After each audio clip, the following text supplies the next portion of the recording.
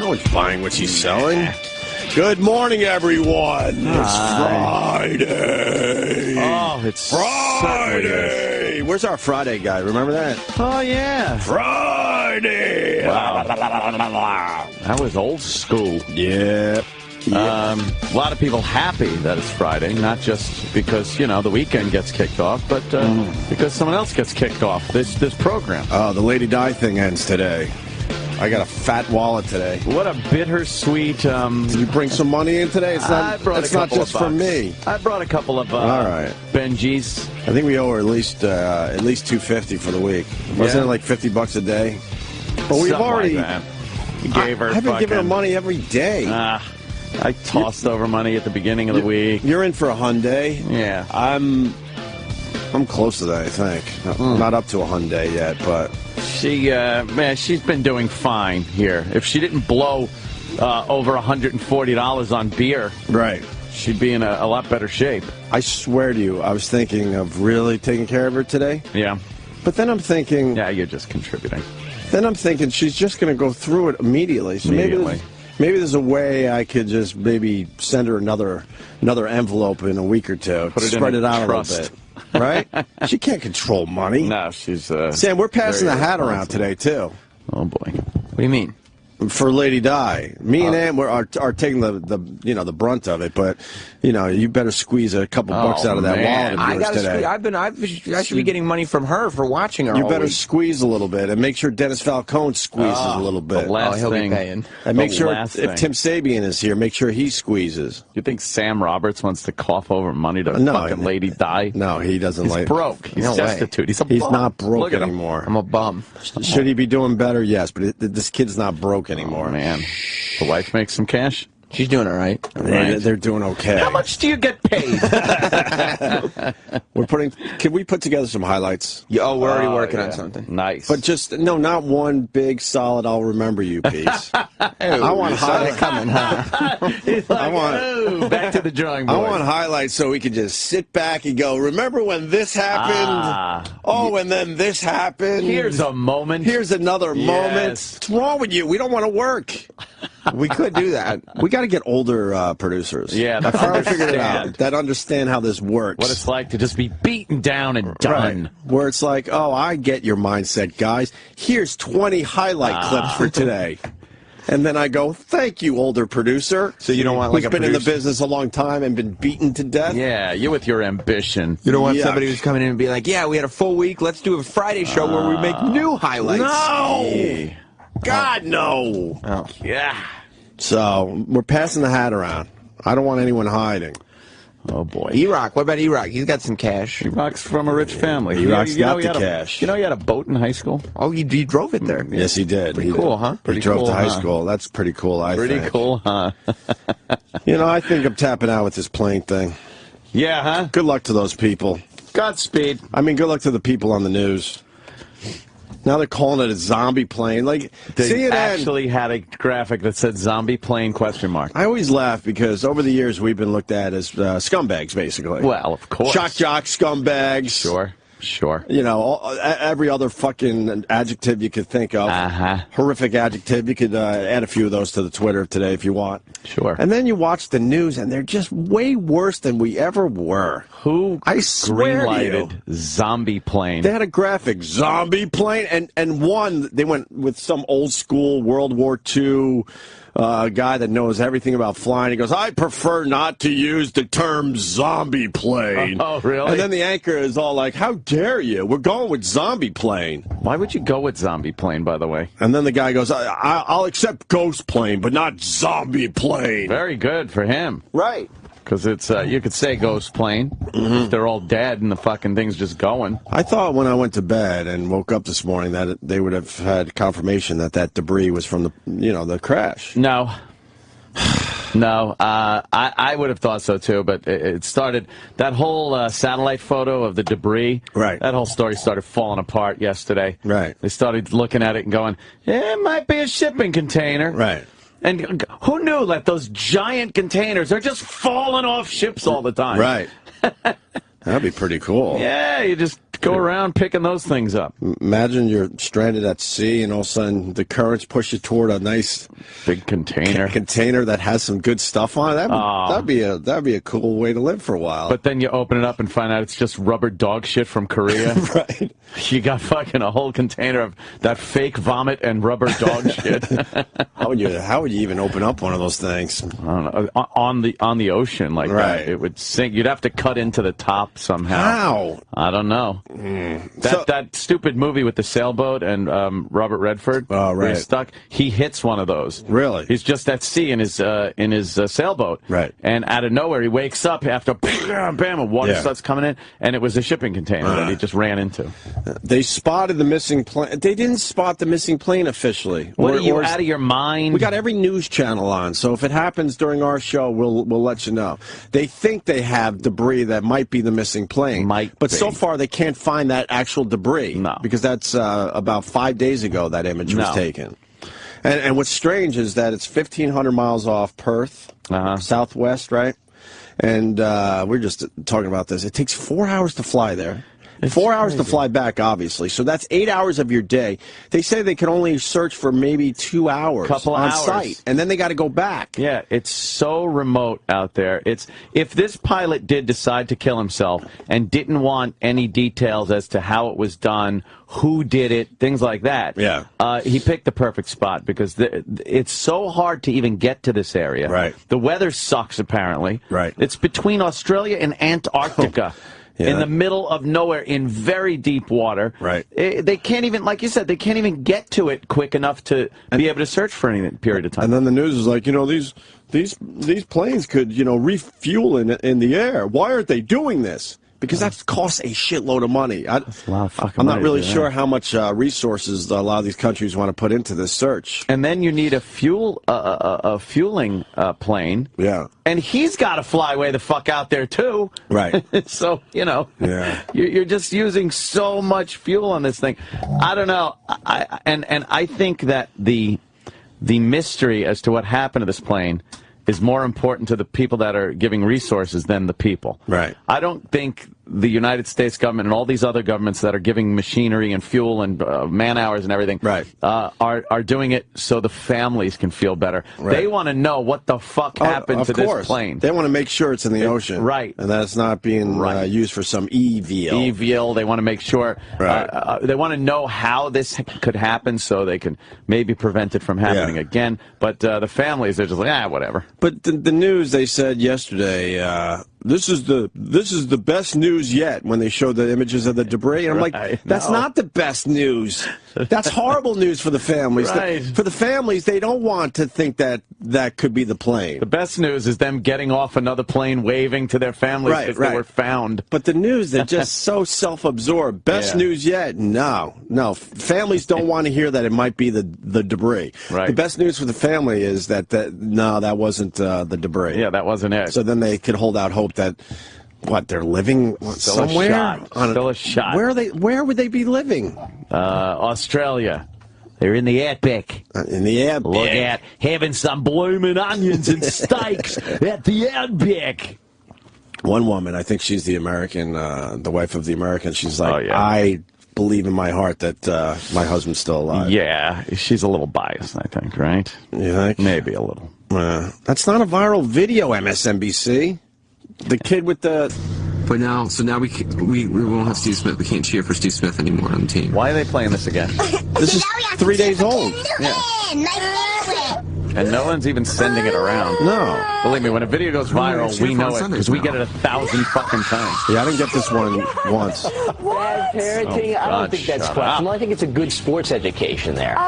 But it all worked out for the little guy. Yeah, it worked out for the little guy. When Gavin met with his hero in Times Square after Smith tracked him down. Oh, that's why. Oh, okay. Steve Smith connects with the crying Gavin. Hey, what a guy. Well, that parent is a dirtbag. He is. To make your kid cry on purpose to try to get a viral video, that's nuts. Trying for that big moment. Oh, and boy, do I want a viral video, but I'm going to go down that road. You could always sell your soul to the devil. I'm not going down that road. And do that. Anyway, so... So the plane thing... Yeah. They can't find that debris they saw in the satellite images so far. No. So they'll continue searching. But yeah, I'm kind of that dweeb in the freaking flight simulator's driving me insane. You know, if they would have hopped on a real plane and fucking looked for the plane, maybe they've sat in that simulator for days. And he's like, you know, this experience feels so real. You find yourself actually looking out the window trying to look for the debris. Yeah, what an idiot. How about you help out? No one cares about him and his flight simulator reports anymore. That's the angle CNN is using. Let's go back to the flight simulator guy. They love it. They love the floor with the fucking map on it so they can walk around and place red dots where things happened. They're just trying to milk this for all it's worth. Yeah. It's funny. And then they go with the outrageous crap.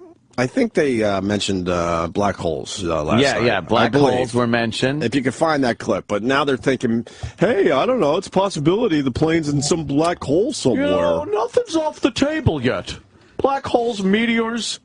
Aliens. Aliens. I would like to think aliens. We went with aliens very early on. We did, as a joke. But they're actually not saying it as a joke. No, it's everything's out in the open. Is this a good clip, the black hole clip? Oh, good. Oh, here we go. What if it was hijacking or terrorism or mechanical failure or pilot error, but what if it was something fully that we don't really understand? A lot of people have been asking about that, about black holes and on and on and on and all of these conspiracy theories. Let's look at this. Noah says, what else can you think about? Black hole, Bermuda Triangle. And then Deji says, just like the movie Lost. And of course, they're also referencing the Twilight Zone, which is a very similar plot. That's what people are saying. I know it's preposterous, but is it preposterous? There's a man on the wing. Well, it is. A black hole is about, you know, a small black hole would suck in our entire universe, so we know it's not that. Bermuda Triangle is often weather. And Lost is a TV show. So I always like things for which there's data, history, crunch the numbers. So for me, those aren't there. But I think it's wonderful that the whole world is trying to help with their theories. And I absolutely love the theories. They're not helping. They're not helping. The whole world isn't helping. It's fucking water cooler conversation. Right. 200 and fucking, 30 some odd lives? Yeah. And it all amounts to a drama. It's a TV drama. No one really cares. You just watch because, you know, you want to be the guy that has the next thing to say to your friends. Hey, did you hear? No one cares. Race to find the flight recorders. Oh, boy. And they talk about only days left off the signal that comes off of the flight recorder. Right. Well, it's a race. But they should put better transmitters in those things, huh? Or why not? Well, something. Oh boy, I just almost went with that. You did. You know where I was going, with right? That joke. No, I wasn't. Oh boy. Oh no, I wasn't. Guess the joke, people. Oh yeah, I know that joke. Why don't to make the whole plane out of the black box material? Right. The black box always survives. Why don't they? They got some cool equipment, though.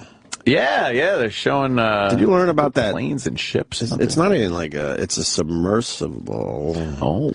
But it's not a submarine. Oh. That kind of just maps the whole ocean floor and goes up and down over the mountains underwater and all that shit. Really? And that's how they found the other black box. From that sonar? It's crazy stuff. Sonar, radar. Yeah, but they just throw it in. It's on its own. Electric toothbrushes. Yeah. It's pretty much an underwater drone. Yeah. Just flies around and maps the bottom, finds some kind of anomaly and goes, there it is. Right.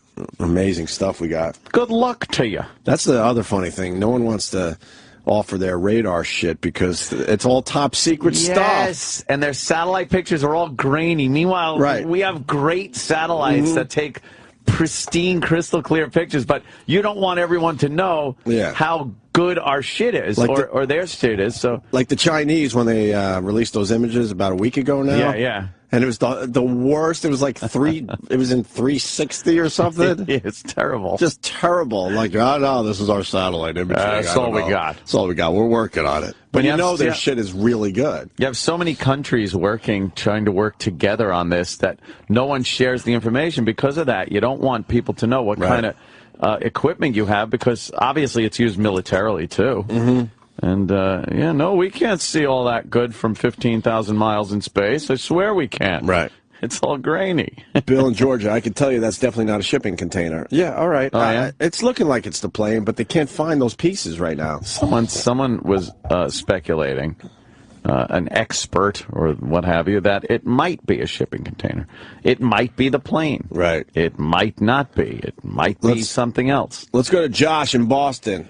Josh. How's it going, guys? Hey, man. I thought it was first thing. How long before we have a countdown clock of when the battery runs out? Oh, they're already on it. Yeah. I think. I've been just listening to coverage on my XM. I think they said 17 days, and maybe 16 days we're down to. They'll put it on the side of the screen. Yeah. Countdown to no ping. Oh, I'm sure. But then yesterday, I was listening to CNN on the XM radio, so I didn't see this. But they were talking about the possible ways to ditch a plane in the water. So they got about, I don't know, maybe 1,300 feet off the water. And he goes, all right, so we're not going to ditch it in the water out of respect for the families. And even if we did, it would freeze up the whole system. You know damn well they can put that thing in the water and it would be great TV, but for some reason they don't want to. They're full of shit, though. You're talking about the simulator again, because the same people that said that had no problem showing that mom screaming and bloody murder over the loss of her son. And holding the cameras up way high to get the best picture. Oh my God, that was horrific. Yeah. There was so many flashes going off. I could not believe that they would just something like that. So out of the respect for the families, they probably should have said, you know, somebody lost their shit today, but we'll let the rest of the scumbags play it, but we're not going to play it here. So they're full of crap, man. It's just ridiculous. And if you remember the Boston Marathon bombing, the coverage on that was crazy too. Yeah. And you know, it's cup of the soup of the day.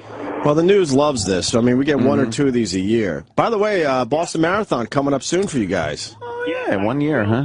It's going to be I think it's going to be great this year. I don't know. I think it's going to be really tough to, you know. High security, even though the odds of anything happening is so slim. But they have to make sure it's tight. If something did happen, oh boy. Yeah, I think it's going to be a great day for the city. Is it going to be somber? I hope not. Somber. I day off. I plan on banging in the work.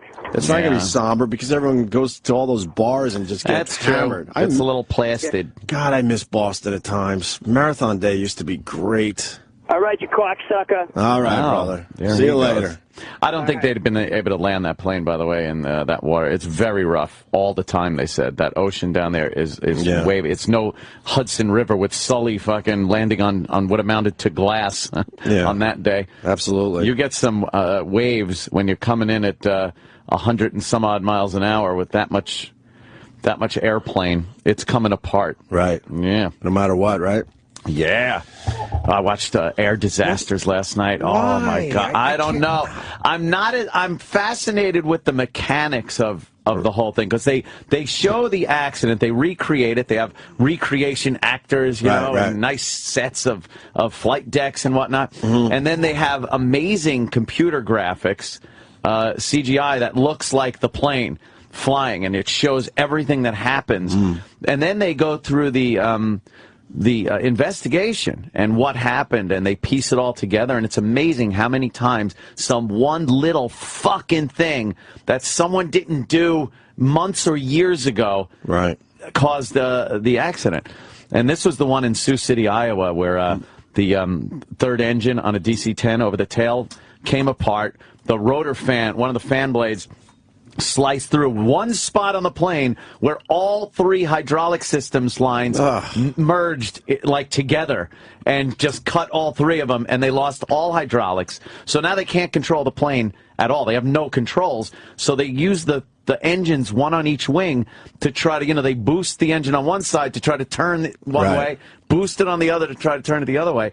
And now they're going to try to land. They needed a guy. There was a DC-10 instructor, was one of the passengers. He comes up into the cockpit and goes, "Can I help?" They're like, "Yeah, you run the engines." Wow. So the pilots are trying to, muscle the plane, and he's working the engine.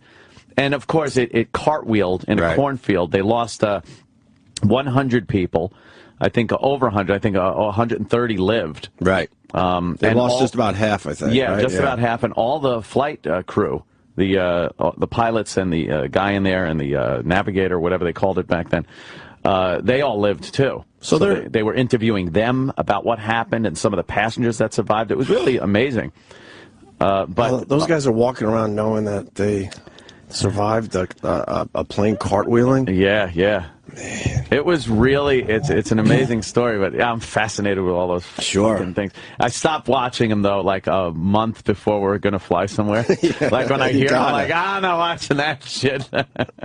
Flying is supposed to be safe. Safer than walking, they say, but I don't know if that means, do more people get killed walking per year? I would gather.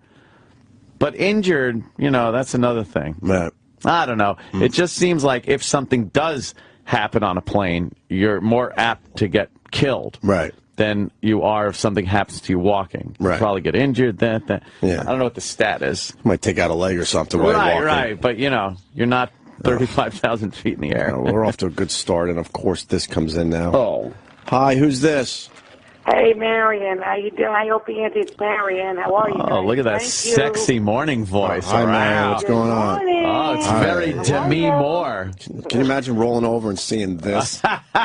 It would be quite an experience. Are you laying there in a little negligee?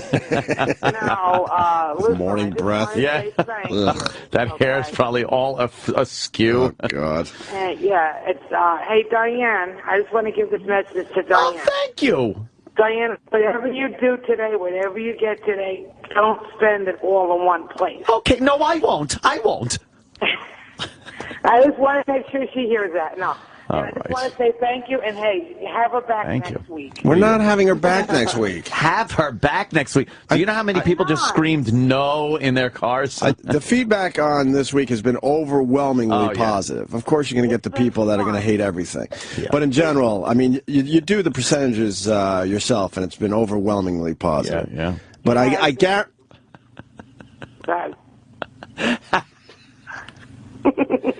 I guarantee... if we did another week, we would lose everybody. Everyone. We have to you tap. wouldn't. We have to tap out after today. Yeah, she's done after today. We have to. You gotta have her back maybe in a couple weeks. No, I don't think so. We'll have her. We'll have her back for something else. Maybe the Lady Di and Marion show. Yeah. I think that's the next one on the docket. Yeah. Sam, put that on the docket. Fun. Okay. We're gonna give you guys. Oh, boy. I love you guys. I'll bust and chop. She's No, you're not. busting chops. We're going to give you guys 1 hour on this channel with no direction, by the way. Yeah. You got to let us know when. You tell us when you can do it. We got to rest this a little bit. Yeah. We'll get back to you. Don't go. Oh, talk to my people. We got to rest the monsters for a while. Yeah. Can't do this. But I just want to say thank you to both of you. I love you guys. Oh, of course. Well, it's been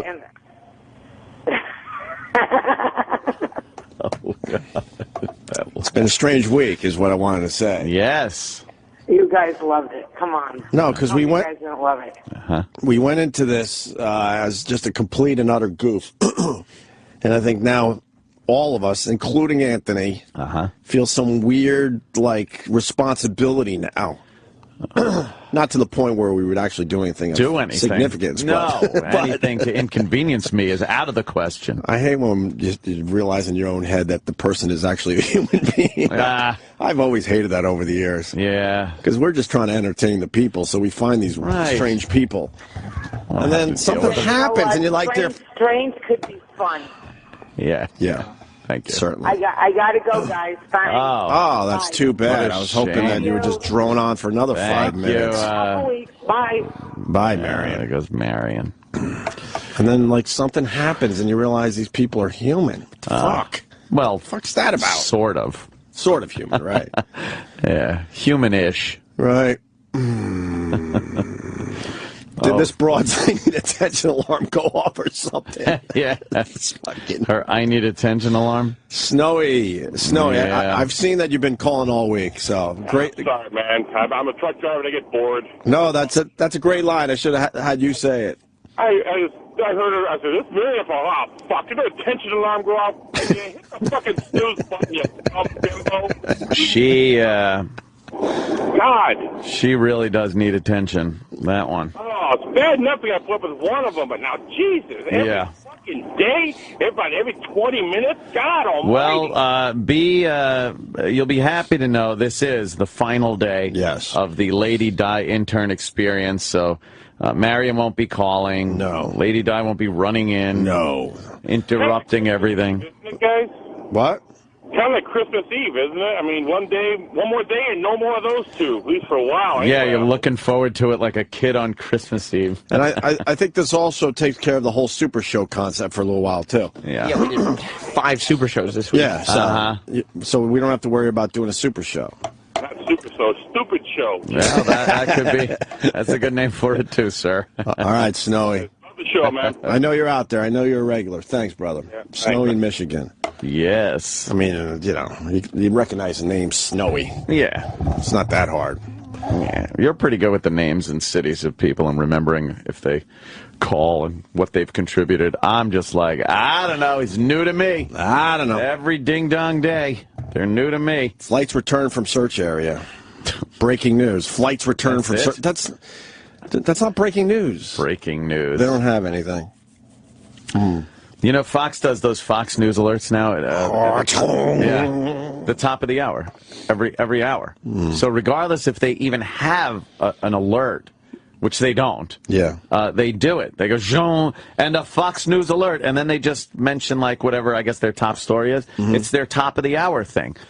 It kind of takes away from the urgency of that alert. I get tricked, too. Yeah. I still get tricked. You're like, huh? What? Oh, and then you go, oh, that's right. They do this all the time now. Using it. During the Gulf War, I think they started doing that, and it was, Scud attack. Yeah. Like, holy shit, this is an alert. Oh, yeah, it was. And now it's, oh, boy. Planes report Kim Kardashian. There's your breaking news. Planes report no debris found. Wow. Oh, man. This continues. Coming back. And these are the Poseidon planes that the U.S. is sending over there. And they scan with all kinds of equipment. So if something is down there in their area, they'll see it. Apparently nothing's down there. Yeah. Amazing. I'm following one of the news guys that are on one of those planes. Are you? Yeah, he's on Twitter, and he's kind of reporting what it's like and what they're seeing and stuff, and that they're not finding anything. It's got to be creepy to be a plane all the way out there. Just all the way out there in the middle of nowhere. And they're flying fucking low, like 300 feet, 200 feet over the water. And you see that just whizzing by, right? Knowing if anything happens, oh boy, we're out here for a little while. Imagine you survived the plane crash, but you're in that part of the world. Just being tossed around. Going, man, I'm starving. I hope someone shows up soon. These peanuts are running out. Peanuts? Plain peanuts. What would you eat on your body first? You got to go with your pinky, so you could get acclimated to eating yourself. Really? And it's not that big a deal. You can still use your hand. Yeah, you got to save your thumb. Yeah. How would you get your pinky off with no tools? Would you just gnaw through it? Eat it on the bone. Oh my God! Like a little corn on the cob. You just eat it like that. I think I would eat my athlete's foot first. Because that would come off nice. Yeah? Nice and easy, yeah. Start with that. Start with that?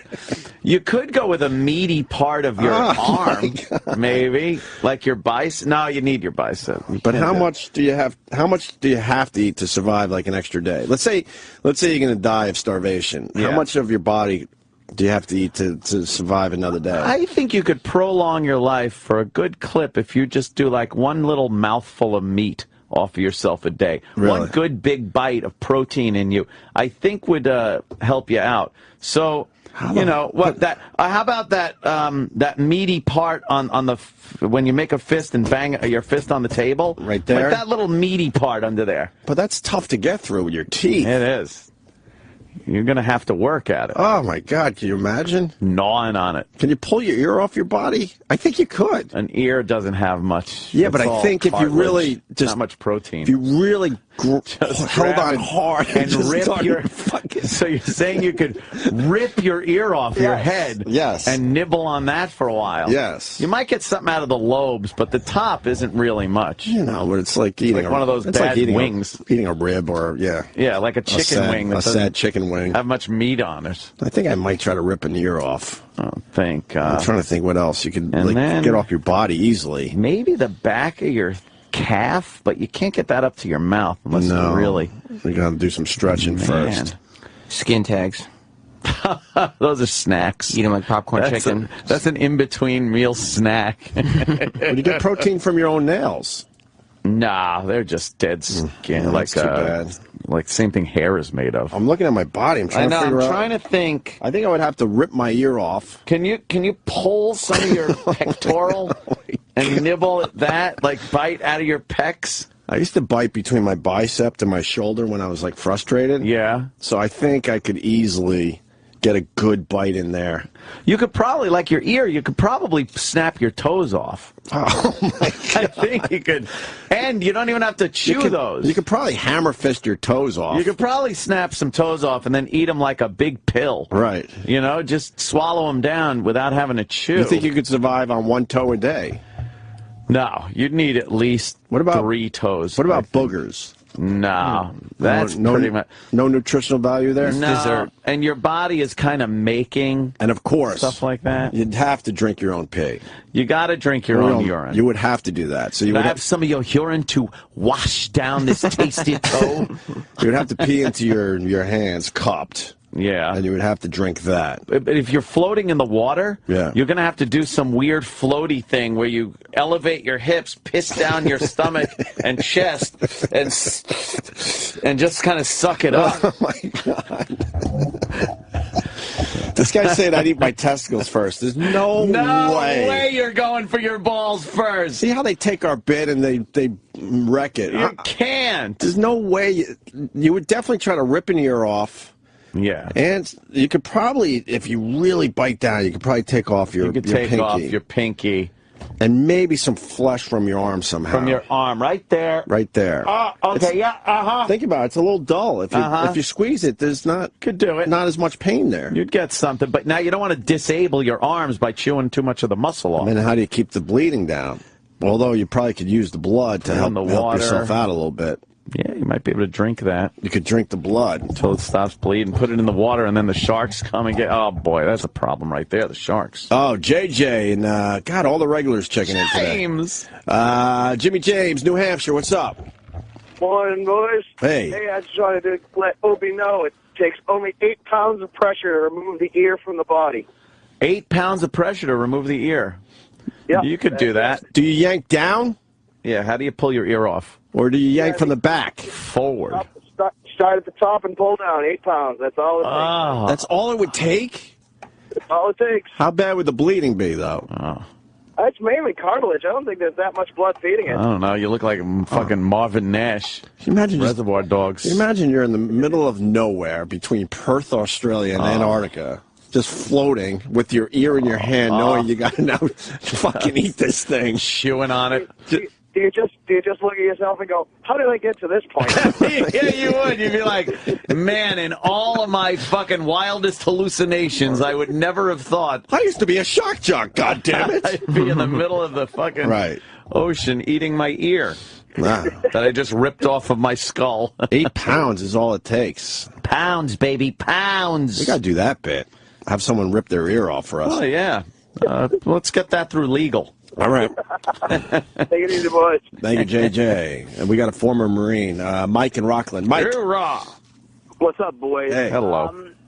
I was saying you guys are barking up the wrong tree because they'd be dead of dehydration. You could just go over a month without eating, but you need water pretty much within a few days. You can only drink your own piss twice. But there's all that ocean.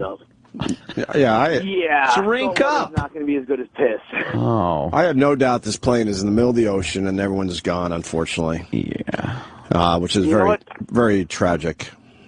Sean is full of shit with 8 pounds of fucking pressure to pull an ear off. What do you think? It's a fucking trigger pull on an M16? Oh, shit. Yeah, 8 pounds. Way off. 8 pounds seems too. Do you think little. if you hook an 8-pound weight up to the top of your ear, do you think you'd be able to pick it up off the ground without it ripping your ear off? Wow, that's a good test. Easily. Yeah. Yeah, but you could. I mean, everyone has more than 8 pounds of pressure they could pull down on. I don't think that's true either. I've been tossed to the ground by an instructor from my ear, and I'm pretty sure using more than 8 pounds of pressure to put me in the fucking air. Tough guy? Yeah, but if you use both hands and just fucking rip. You could get it off if you need to eat it. Yeah. Definitely. Whatever. Cheers, Ben. All right, Mikey. Punching out. How about you just start eating your mouth, like the bottom lip? Well, I've been able to pull off a nice, layer every once in a while. Skin. You feel a little something. Next thing you know, you're just taking a whole layer out. And then you nibble on between your front teeth like. Yeah. Horrible. That would be terrible. If you're to the point where you're eating yourself, I think all hope is lost. Yeah. All right. After that, I'm hungry. Submersibles. Malaysia asking U.S. for submersibles. Of course, we got the best submersibles. And I bet you there's some drones in the sky. But I don't know if they could get drones out there. They said the drones, could last a lot longer out there. Yeah, they don't need Flying as much out fuel. There. Yeah. Not many eyes though on a drone. You get a plane like that, Poseidon. You get some people peeking out the windows and yeah. Do they have to just eyeball it? No, they got a lot of good equipment on those Poseidons. They're meant to hunt submarines, but they also got people though, with like binoculars. They're just looking out the windows, eyeballing it. And then the satellites. 1,500 miles offshore. God. The middle of fucking nowhere. That is the asshole of Earth right there. 5 aircraft searching for possible debris. I really thought this was the day we'd have. That's fucking over. Confirmation. It's over, Johnny. All right, we're going to take a break. We got lots to do today. It's Lady Di's last day as an intern. Enjoy. She's here. Maybe we'll talk to her next. Find out how her night went. If she went to TGI Fridays or went right home. Sure. See what kind of condition she's in. Because she's been progressively getting a little better as the week went on. Since Tuesday. See if since Tuesday. Right. When she hit bottom on Tuesday. She was really, really mad at me when she got in this morning. Oh, don't. I want to hear about it after the break. You got it. Also, we Rush planning 41st anniversary tour. Wow. Okay. Really? I heard an ad for the for Jones Beach Theater, and it was like Journey and the Steve Miller Band, and I was like, what year is that? Like I had a fucking flashback that it was the 70s, early 80s, because it was the same voice. See Steve Miller, and it's like, go on, take the money, run, and Journey any way you want it. These bands have been going on forever. Oh my God, forever. Yeah, we got a lineup. They got quite a lineup this year at Jones Beach. Yeah. Who else they got? Barry Gibb. Sheryl Crow. What a lonely concert that must be for poor Barry Gibb. Right. All his brothers are dead. Goo Goo Dolls. Journey, Steve Miller Band, and Tower of Power. Tower of Power. Wow. Backstreet Boys and Avril Lavigne. I would see that shit. I don't want to see Lionel Richie. I don't want to see any of these. Styx and Foreigner. And Don Felder. And Don Felder, I'm sorry. Yeah, that's that, what are they calling that? Oh, we just saw them on the news. They weren't calling it a supergroup. They were calling it a merger or something. Right, like a merger. I think that's what they said. Well, Boston. sure. Hey, do we have Boston's new song yet? It's been out. I think the album's been out since Oh, December. man. Can we find the song? I got to hear the single because they're, obviously they've moved on without Brad Delp. That's got to be really strange. Yeah, I want to hear what that guy sounds like. Or maybe, because of the production, anyone could have been Brad Delp. Maybe. I would hate to think anyone could be Brad Delp. Yeah. A, he was a great guy. We met him a few times. Yeah, and a good... And B, I grew up with those Boston albums. They were amazing. Quite the range. Well, the third one, not so much. But not so although Cool the Engines wasn't that bad. But those first two were just every song. Holy album shit. covers were Hang on the Wallable, too. Yes. Oh, yeah. A little album art. Very crazy. All right, we also have a very, very hot lesbian story. Oh. Lesbian teachers. Oh. There's an update on a story we brought you, I don't know, maybe a year ago at this point. Ooh. Some hot lesbian teachers. Hot lesbo action. Got fired from a school for just doing hot lesbian things. Lesbian, you're fired. And now we got an update on that story. Yeah. Also, the Louis C.K. clip is hilarious. That is really so funny. good. I don't know, is it a visual, you think? I don't think so. No, I think Why do you have it in two parts here? The first part is the Louis part, and then the second part is the other clip. Yeah. That way we go, hey, remember Louis C.K. said Yeah, but this. do you have the clip from American Hustle that ends it? I mean, we could get it, yeah. No, that's what makes it hilarious. Well, once it's all together, but it's just an interesting talking point to be like, here's this clip, and then that. Oh, right. You know what I mean? That's the visual part, is the American Hustle. Right. To me. Break.com did a great job with this one. If you want to go there, it's hilarious. And then there's also the Billy Joel clip. Did you hear him with No. We Didn't Start the Fire? No. That's a good one. He, I guess he's at Madison Square Garden, where he's been playing, and he fucked up We Didn't Start the Fire. And he comments about it. You can't fuck up that song because it throws off the entire... Is that exactly what he says? You can't mess up one word in that song or you're so fucked. He verbatim. Okay.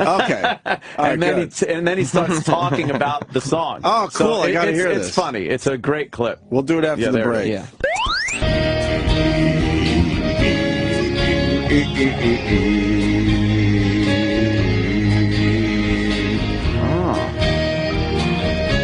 Thumbs up? Yeah. Nirvana Unplugged? Yeah. Oh, my God. Takes you right back, doesn't it, everybody? Taking you right back to the 90s. I still listen to this Unplugged in my car when I'm driving around. It's a good Unplugged. One of the best. Yeah. Alice in Chains. Alice in Chains right up there, man. Those two, man, I couldn't leave the house without for a long time. Yeah. Lady Dies on a Walk she had to make. Okay. She's being walked like a dog. Yes. Yeah. Like someone has to take her out, walk her, and then bring her back. I wanted to go out, so we had to let her out. She had to go. Was she by the door, scratching? New photos of Kurt Cobain's suicide found by police after sitting undeveloped for 20 years in the evidence room. Why wouldn't you just develop that stuff? You'd think. But I guess the guy that took the pictures, he saw it, so he's like, I saw all this stuff. I'll put it in a cabinet somewhere. And they released a couple of the pictures, and there's nothing really there. Nothing real. As Nothing Travis good. was showing me this morning. A little box of drug paraphernalia, cigar box. Right. And then, like, just some personal stuff, and then, ID. And then that wacky winter hat he used to wear. His wacky hat with the ear flaps. With his cool glasses. I would love those glasses. Could need that hat after that, huh? No. No, that's for sure. How do I get Kurt Cobain's glasses? I think if you just put that out on the air, somebody, I'm sure, will send them to you. Really? Yeah. Nice. And then there's like a golf towel. Yeah. Big golfer, was he? And then what else is in that picture? His wallet, like you said, with his ID. Big hitter to Cobain. Where's those pictures if the people want to see them? They're all over. We'll put them on O&A Show on Twitter. Okay. Yep. Wee. Were we going to play the Billy Joel clip, you think? Oh, yeah. Why don't we do that? I'm trying to figure out this new Boston album. I guess they found some tracks Brad Delp did before he died, so they kind of threw those together somehow to make songs, and then you were telling me, Travis, they have like guest vocalists on the rest of the album or something. Yeah, I believe I described it as a hodgepodge. A hodgepodge. I think like 4 of the songs they have Delp on, right? And then there's a bunch of other people doing lead vocals on some of these other tracks. Are they trying to sound like Delp, or I have no. You think I really listened to this entire? album? I didn't think you did. But no one's talking about this Boston album. Nothing. I've asked a few times in the last few weeks, and not one phone call on it. We don't know what song they're working. Yep. Because bands have to work a song to try to get the interest up. Sure. It sold 16,000 copies on its first week. Ouch. And then after 3 weeks, it was off the Billboard 200.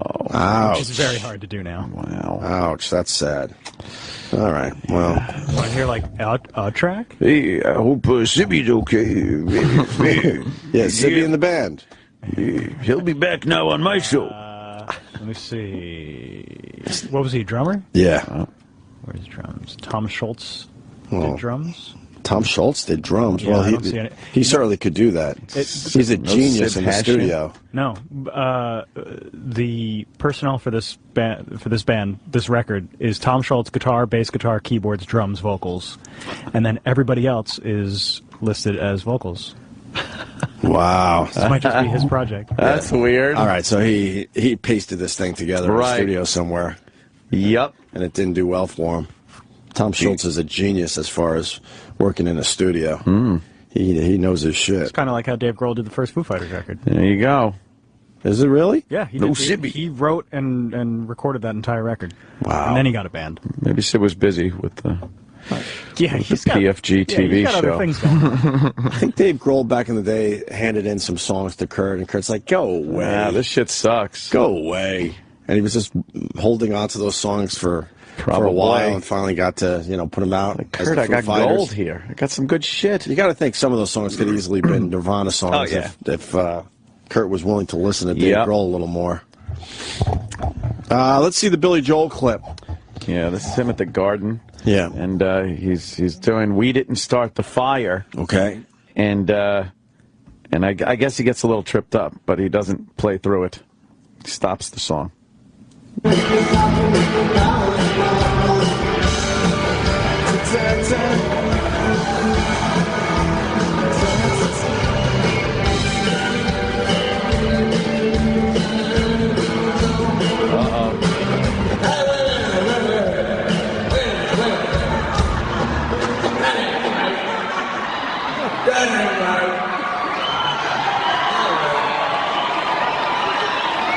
Just totally off. Yeah. All you gotta do is fuck up one word in that song.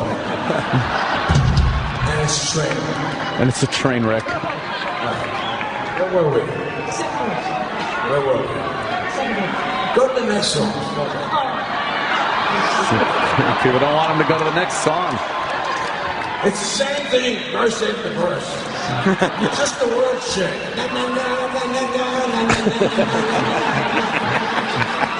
One of the worst melodies I ever wrote.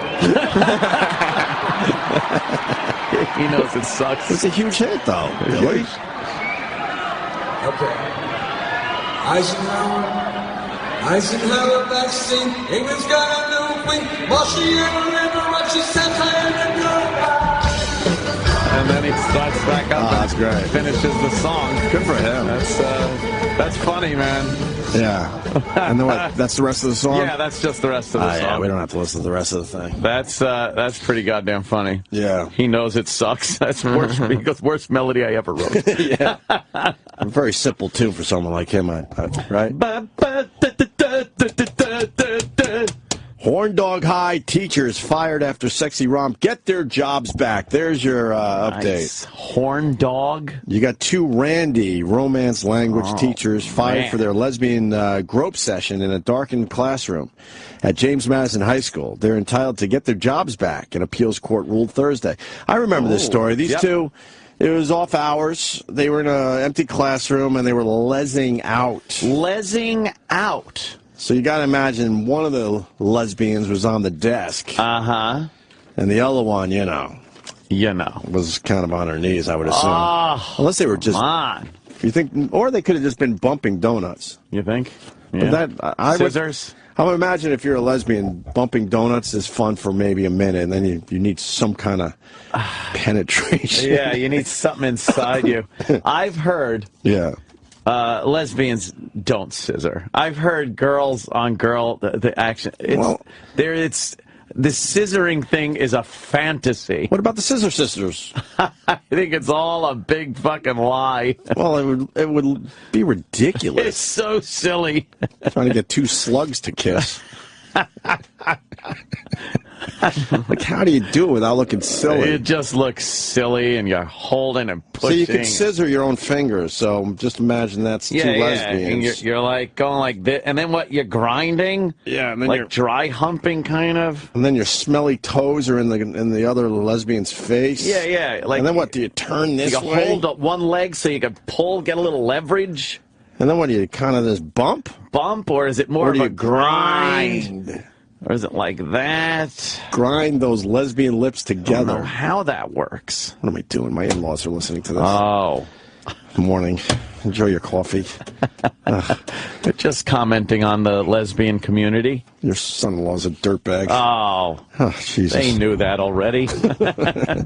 Anyway, Spanish teacher Alini and French instructor Cindy won their long legal battle to return to the classroom, although perhaps not the darkened one where they were spotted in November 2009. Wow, this is like 4.5 years ago. I remember they were doing their thing, and I think, wasn't it like a janitor or somebody found them? Some tattletale. Some tattletale and Mo found him. A what rat. A queeb. Yeah, when you let that happen... Just let it happen. I'll tell you why I would let this happen.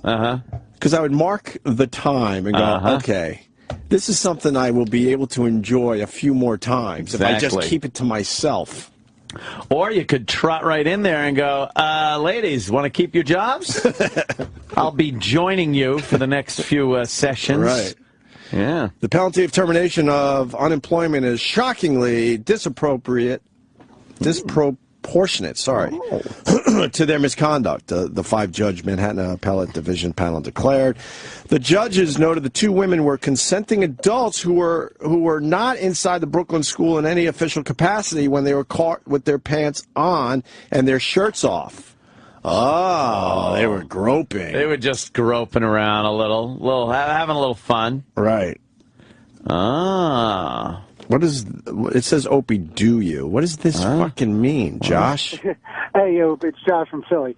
Hey. I just wanted to see, Dave Grohl wrote Marigold for Nirvana. Okay. It's on Incesticide. He did a cover on it, a cover of it on that Skin and Bones. Oh, yeah? CD. Is it reasonable? It's kind of fruity, if you get me, but, you know. I don't really know that song that well, to be honest with you. It's definitely a Foo Fighters song, but it's very drony and sad, and it's like that Something in the Way song. Right, which is an amazing song. God, I love Something in the Way. Yeah. Well, you might like Marigold, but it was sung by Dave Grohl. Wait, you got the Marigold? You got the song he's talking about, Travis? So Dave Grohl wrote this for Nirvana. Yep. Okay. Stay on the line for a second. Yeah. Sounds very Nirvana. Yeah, I know the song. I don't play it a lot, though. I haven't heard the song in years. The guitar goes somewhere you don't expect it to go. Of course, you think? He's scared 'cause I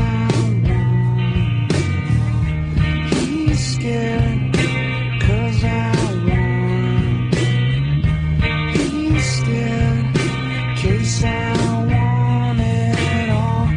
He's scared 'cause I want all in all. Clock is slow. 6-color pictures all in a row of a marigold.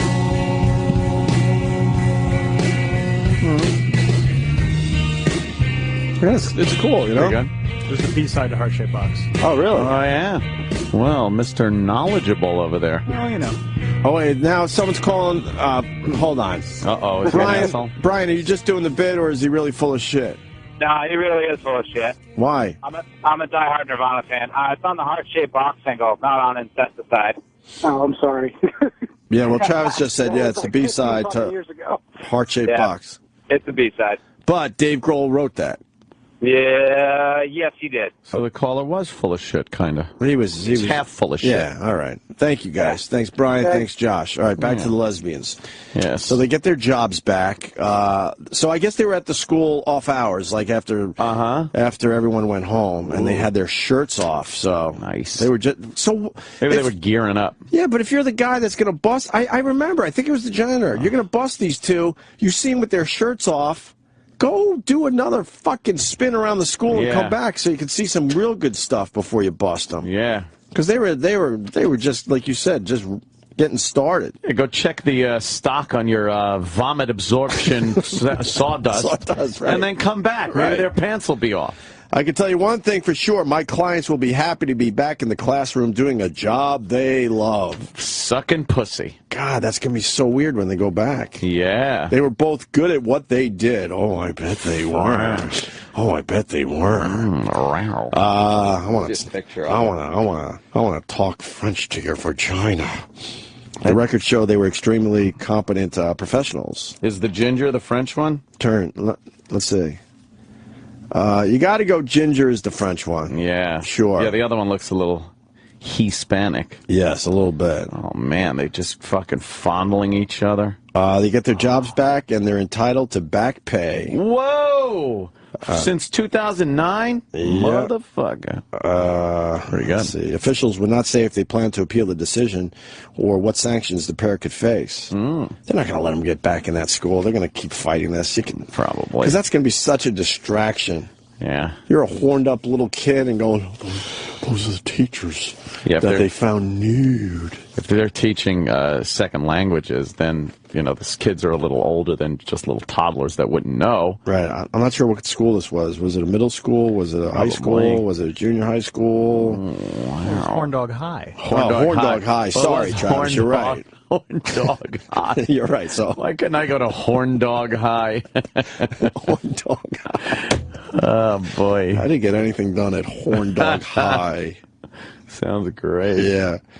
38, 34 were fired in January. Yeah, okay, by education department officials after a janitor, I remember this story, insisted he stumbled upon the pair getting busy during the annual school singing competition.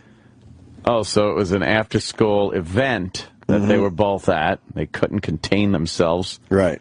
For the little singing. But they went off on their own. So they went off somewhere. Into a classroom. Oh, that doesn't seem like anything bad.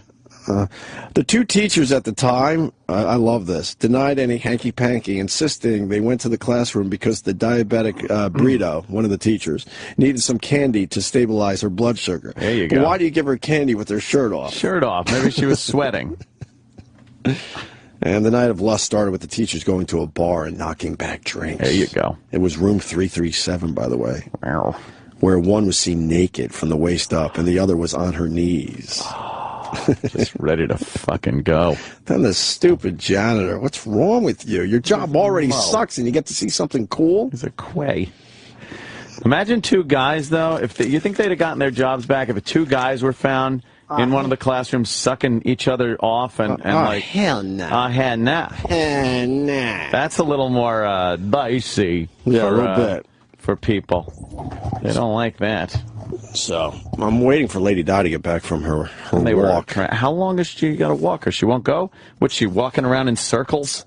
Hate when they do that. Sniffing around? Sniffing and everything? Are there other fucking fat drunks out there that she's smelling their assholes? I would imagine. I was just told by Sex Bagel that she's back. Oh, she is back. The Sex Bagel. Should we get her on the show for the first time? Or yeah, I want to see how she's doing. Her last day of her internship? It is her last day, so don't fret, people. Okay, and we got Dan Soder coming in today. I love Dan Soder. Yes. He's becoming a star. He's been on the show. He's very good. I believe he's now headlining, which is awesome. And then Gutfeld. Greg Gutfeld's coming in. Yeah. Got his book. Yeah, I love Greg Gutfeld. Cool. It's been a while. 9:30 he'll be in. This book is about hipsters and how what?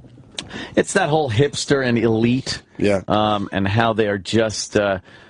Like we were talking about the other day, saying things like, white privilege and all that crap and how it's permeating society and pretty much ruining this country.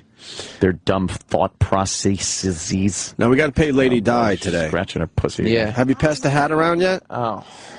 There you go. You got a little Bruce Springsteen. You want me to pass it around right now? Shirt. I would, and the rest of Sirius XM, if they've also been entertained by Lady Di wandering the hallways. Go begging? Should I talk to the cleaning lady who had to clean the bathroom? Okay, I just wanted to let you know that intern E-Rock brought me in, and he's a very helpful person, and so is Sal. They're both very helpful, and they're very nice. Intern E-Rock? Yeah, intern what? E-Rock. Why are you calling him Intern E-Rock? Is he an intern? You don't know who E-Rock is? No. Oh, boy. How do you not know E-Rock? I do not know E-Rock. He's been on this program. He was sniffing your panties in a bag the other day. Yeah. I know. I know who he is. I know what he did, but I thought he was an intern. You look healthier. Thank you. A little bit better today, right? A little and you showered healthier. again, it looks like. Yeah, it looks like your hair isn't as greasy again. Right. Thank you very much. Did you shower last night? Yes, I did. So walk us through. I shower almost every night. Almost, not quite. Almost. No, sometimes I skip a Well, shower. you know what? Tuesday it didn't seem like you had showered in a couple of days. Tell them the ideas that I had for the show. Tell them. We'll get to it. We'll get to it. Okay. Ideas for the show. She wants to leave a legacy before she walks off this program today. She's leaving a legacy. We got this. Don't worry. Okay, There's a lot to get to with you. They'll get to all of it. All right, okay. I've been doing this a long time. Let me organize this a little bit. We want to start with what happened to you after the show ended, because people are curious. Right. They're always curious as to what you do. She just worked her own volume knob, by the way. She has picked up on a lot over her. He's learning. Well, I found the cafe downstairs, and I scrubbed my face. Oh, right. She had the makeup on, remember? Downstairs. Did you get Everybody's staring at me. Did you get some looks going down the elevator and Yes, walking through the did. lobby? I hear you're mad at Sam. I am mad at him. Why? I love him, but I'm mad at him. Why? Because he didn't let me wash up here before I went downstairs. You weren't allowed to use the bathrooms. I'm not allowed to use the bathroom. I wasn't going to use the bathroom. I was just going to use the sink to wash up. No.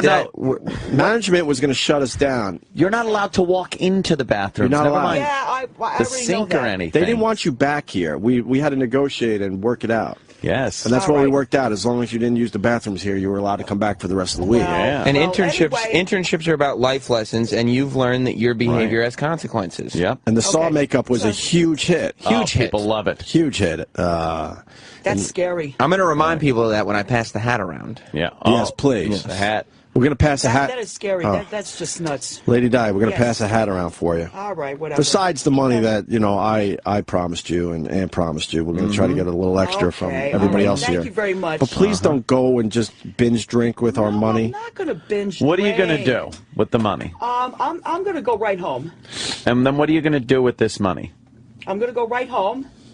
Okay. Yeah. All right. Can I stop and at least have one drink? Oh, boy. No, just one. That one. Wait a minute, hold on. It's impossible to have one drink. No, it ain't.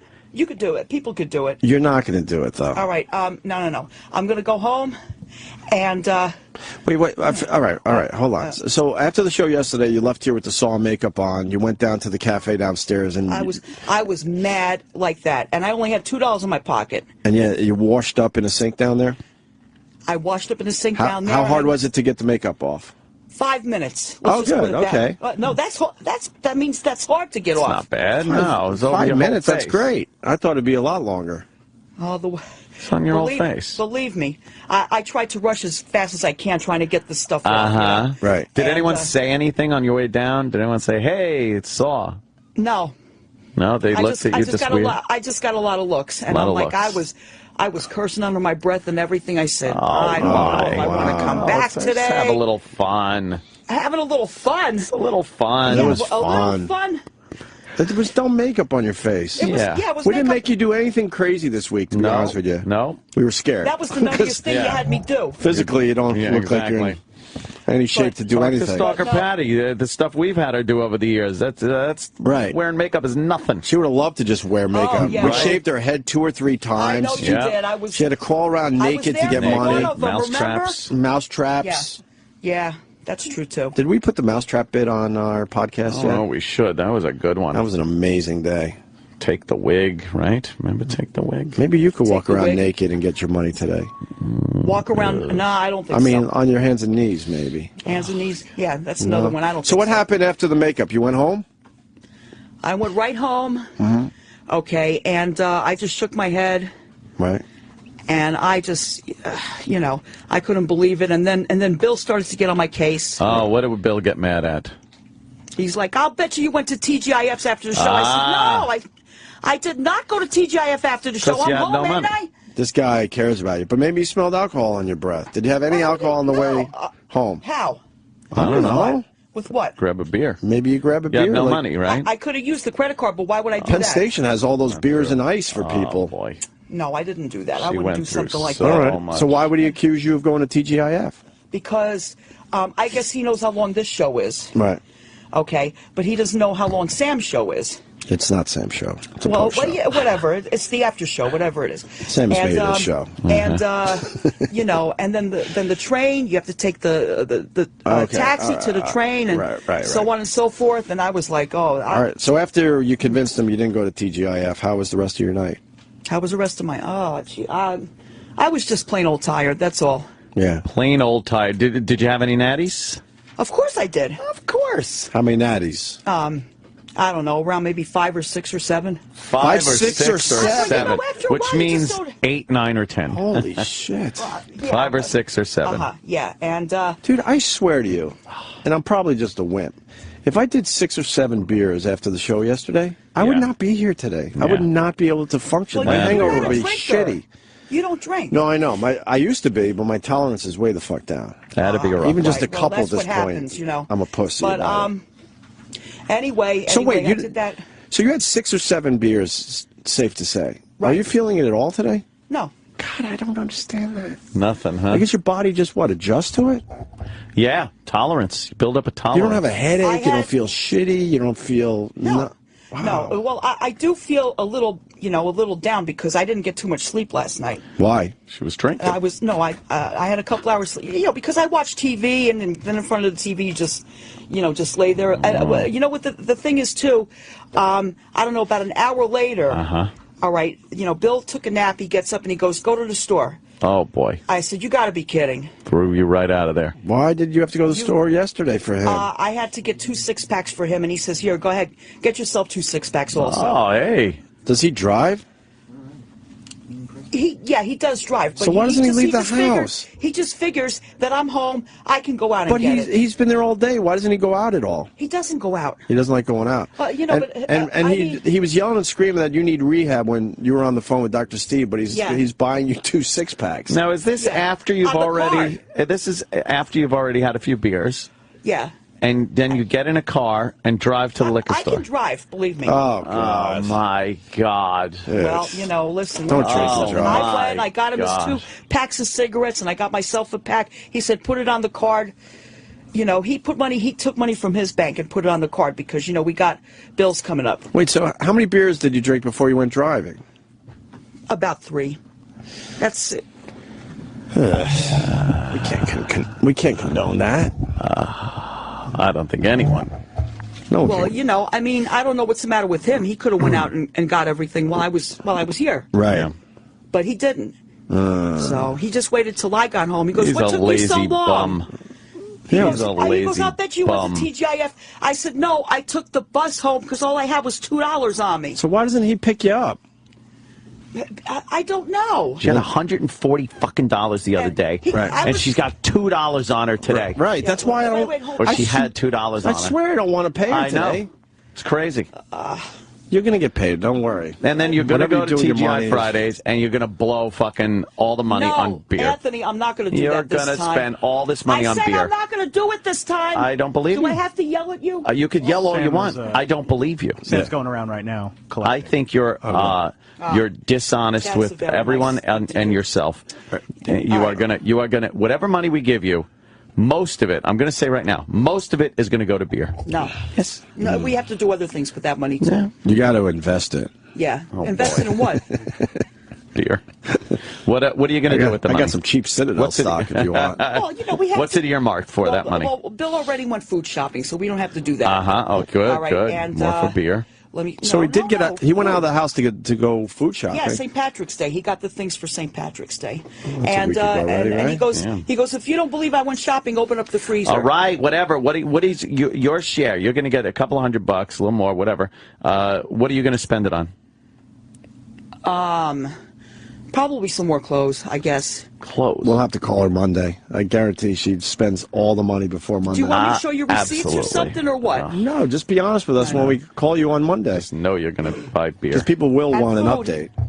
And food, All right. Whatever we need. So you brought some ideas for the show today? Yeah. Oh, that I want to hear. Sam has them. Oh, Sam's got them. Sam's passing the hat around, trying to get you even more money. He got the ideas. Another good idea is, you remember that song? You didn't even give us one. Yeah. Well, all right. Well, this is the one I didn't write down. Oh, okay. All right. You could have guests from the studio in here. I don't know about you guys if you ever want to leave your seats and do this, but you know that song "Hot, Hot, Hot" when they do that chain and they go around. They go around around here and stuff like that. Conga line. Yeah. Yeah. All right, and you could do that with the guests. So we go through the halls of. Over here, around here, right. We're going to do a conga. Is it conga? Conga. Conga line. Yeah, conga line. David Johansen's song. Right. Feeling hot, hot, hot. Yeah. You missed the first idea that's not on the sheet, Sam. Oh. Tell Sam. Okay, you do a conga line, right? Jesus Christ. Whatever guests we have in here. The song "Hot, Hot, Hot," and you have the guests and everything go on. And then we go around. Oh, so that's the spin that makes it unique. That you're playing "Hot, Hot, Hot" instead of. You go around dancing and stuff like that. And then we do it, and it's festive, and people in the hall will laugh and everything. Maybe join in. Yeah, that could be. Yeah. We got to try it, Sam. Yeah, I mean, I'm writing it down now. Hold on. Another song is "Love Train." I think that's by the OJs. It is by the OJs. Right, and they do the conga line to that, too. Oh, they do? Yeah, they do. Never heard that. I saw it done. Is there any way we could see what it would look like with, I mean, we don't have a line, but maybe with just like one person? Well, one person? Like, could you demo what that would look like? Right, yeah. Marion thought of some of these things, too, don't Oh, forget. boy. Of course you did. By the way, people are reminding us that the Natty Ices are a lot stronger than regular beers. That's true. Yeah, so if you're having 5.9. 5.9, and they got an extra ounce now or something? Yeah. 5.9, what's a regular, Bud? Actually, it's a little higher now. I think it's 3.5, if I'm not mistaken. So 6 or 7 Natty Ices, safe to say, is at least 10 Budweisers, 11. It's a lot. Yeah, Maybe about 11 don't forget that I Budweisers. eat, too, you know. I mean, you know, it's not matter. all like... What did you eat last night? Oh, I had corned beef and cabbage. Oh, boy. And potatoes. Oh, Why? boy, I feel bad for Starbucks. Oh, boy. What do you mean? Splatter up those bowls, maybe, huh? I'm not going to Starbucks today. No? Why? No. Where'd you I go? don't feel like going today. I don't want to go to Starbucks. She was down in the Metro Cafe. It was just another place like Starbucks. Yeah. It was the same thing. It's actually a step down from Starbucks, isn't it? Yeah. All right, It's closer, though. Let's hear your other ideas. You want to read them yourself? No, you read them. Okay. First bit, she was asked to come up with 5, and I think you did more than that, above and beyond. I did. First radio bit, bring back old characters for Super Show. We've tried. I think we kind of tried that. We did that. Okay, my first bit is the other. Here. Okay. Side. Next bit. We'll go with this one. Yeah. Show up in the studio with pajamas on. With pajamas. What's pajamas? I guess it's pajamas. I think pajamas is what she was referring to. Why? Right, pajamas. Now, why is that a good radio bit? I don't know. It's just something I thought of. Yeah, it's just something I thought of, and I wrote it down. Like, why would... There's got to be a thought process behind it. Why would that be good? What would it do? It's like you're just getting out of bed and you come to the show. All right, you don't think it's a good bit, right? I used to do that with my sweatpants. Yeah. So I got yelled at. Get scolded. With your pajamas, a robe on. I haven't worn my sweatpants since. Yeah. I mean, you don't have to walk around like that. You could always change. Yeah. Should we do next one then? Next bit? Yeah, please. Okay, next bit. Show up looking homeless. Well, we've done that already. Well, I think you've actually been... I'm talking about, people that are not homeless showing up looking homeless. Well, you've been working on that all week, right? You've been working the homeless angle all week. Oh. I thought of this all at one time. Amazing. Keep going. Oh, this is a good one. Paint Sam up and put him in a clown suit. Now, that's kind of your makeup He got thing. the hair for it. Ooh, taking shots. No, I'm kidding. Oh, she's got a better one. It was improved. This is the next bit. Okay. Paint all 4 of them up in clown suits. She's loving it. Listen to her. She's got a mind for the Laughing business. away. We could do Clown Day. It's true. I mean, I don't know why That's we not would, so but we bad, could. is it? I don't know why we would either. You're right. All right. Play the silent game again. We do that already. Do that. This isn't an idea. That's our idea. Okay, here's a legit idea, and this is a good one. Okay. Get Peter Tork on the show. Oh, Peter Tork. We're trying. Yes. We're trying to do just that for you. Okay. I don't know if it's going I to would happen. love that. Final bit. Yeah. Get Bon Jovi on the show for a Friday Super Show when Marion is on. That sounds like a Marion idea. Bon Jovi has never done our show. But that because we haven't invited him when Marion was on. Well, that's The true. radio bit. We've had Richie Sambora, but we've never had Bon Jovi. Oh, I don't Radio think. bit. She's pointing out that I'm forgetting one. Yeah, go ahead. Oh. The words radio bit are written on the paper. Oh. You know, when you have your guests do a radio show and for about an hour or so. Well, that was both Mary and I idea. Oh, right. Yeah. Well, you'd Yeah, want to we're going to have that. you guys do an hour Sure. soon, Okay. where you guys are in here by yourselves doing whatever the hell you want. And if I come up with anything else, I'll Please write it down, email it to me. Right, okay. Yeah, I like the conga line one. that's a good one. That's terrific. Feeling hot, right? Can you walk around in a clown wig today? Me? You want me to walk around with a clown wig today? Yeah. Do we have one? We could get one. Yeah. We do have one. We do have one. Have Is there that been cool? That I can do, yeah. No more face painting, please. Have there been any more of that. comments about her from any of the staff around here?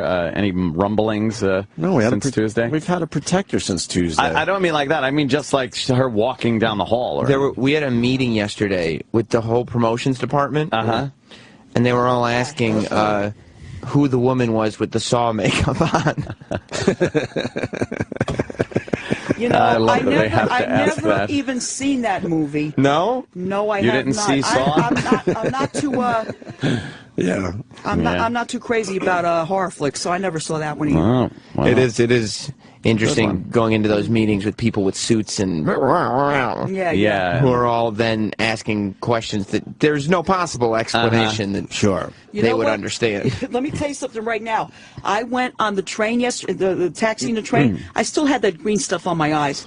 I couldn't get everything off all at once. That's too bad. That must have been great. Yeah, I got to tell did you, the best I could. You know, I've been watching what's going on outside the window, back and forth here, back and forth.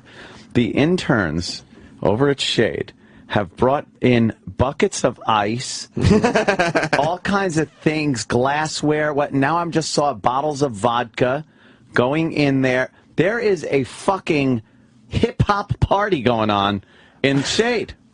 Where's Heather B? Yeah, because I think we have a guest. We should send an envoy, if you will, a representative of the O&A show. Right. A person that could go over there. Can you knock on the door with Lady Di? Can we get a microphone to the Sway studio? We definitely would like to do that. Would like what? Sway starts what at 8 o'clock? Yeah. Well, there's some kind of party going on over there. I've noticed a lot of ice, and a lot of vodka. Is Heather B here yet? She should be. Let me go find out. All right. See if I can get her in vodka, here. by the way. I don't know. It's not for you. Yo, Heather B, you out there? And vodka puts my mouth in gear. Oh, is she coming in? 2 hours HB! sleep last night, man, I feel... We got HB coming, I think. Here she comes. Here's Heather. Here's Heather. You're so smiley. How you doing? Okay. You can come right here. Heather's very sweet. They didn't show your sweetness on The Real World, I gotta tell you. They didn't. I don't think the so. power of editing. Yeah.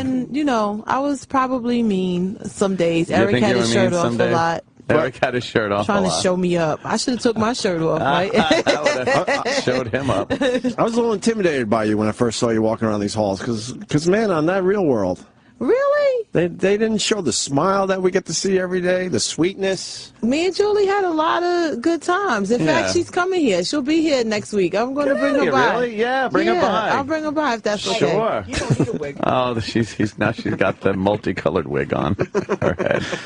I was just noticing. Do you know what's going on with Lady Di this week? I have no idea. I've learned to mind my business. Heather was giving me some strange looks when she saw Lady Di looking like the monster from Saw yesterday. From Saw, yeah. Yeah. Go over to the microphone. Yeah, what are you doing? And then I saw you in the bathroom puking? Di, on Monday vomiting and making noises out of the stall, so I just decided not to speak to you after Monday. I really did. I was like, it was crazy. Well, I'm sorry about Go to the that. microphone. She was in bad shape Monday and Tuesday. She was puking in the sink. She doesn't believe in puking in the No, the toilet. noise was coming. The noise was coming out of the stall. Oh, that was coming from the other then- end. She had the runs. Oh, God. Is that true, Lady Di? Why does everybody keep on talking about that? But Di, is it true or false? What? That you had the runs? Yes, I did. Yes, I did. Yes, I did.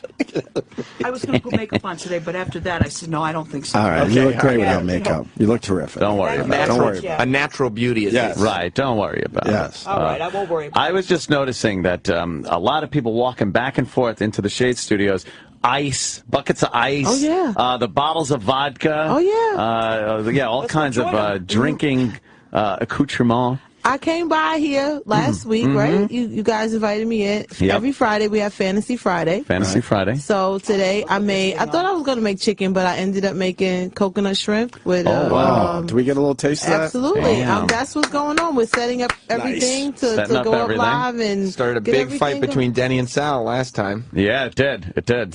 See, I didn't understand. Actually, oh my goodness. Yeah. I met someone who listens to your show out at South by Southwest. A guy who heard me on air with you guys and saying how vodka is my favorite drink. Right. And he bought me a huge gallon of Tito's vodka. I can't Nice. remember his name, but he Nice. said he listens to you guys every morning. I hope he's listening now. Hi, how you doing? Thank you for the vodka. He was really, really nice. I took a picture with him. He said he that's heard me cool. on Opie and Anthony at Sirius XM. Yeah, nice. It was nice. So You love your vodka. I really, really do. Vodka and tequila. Every day?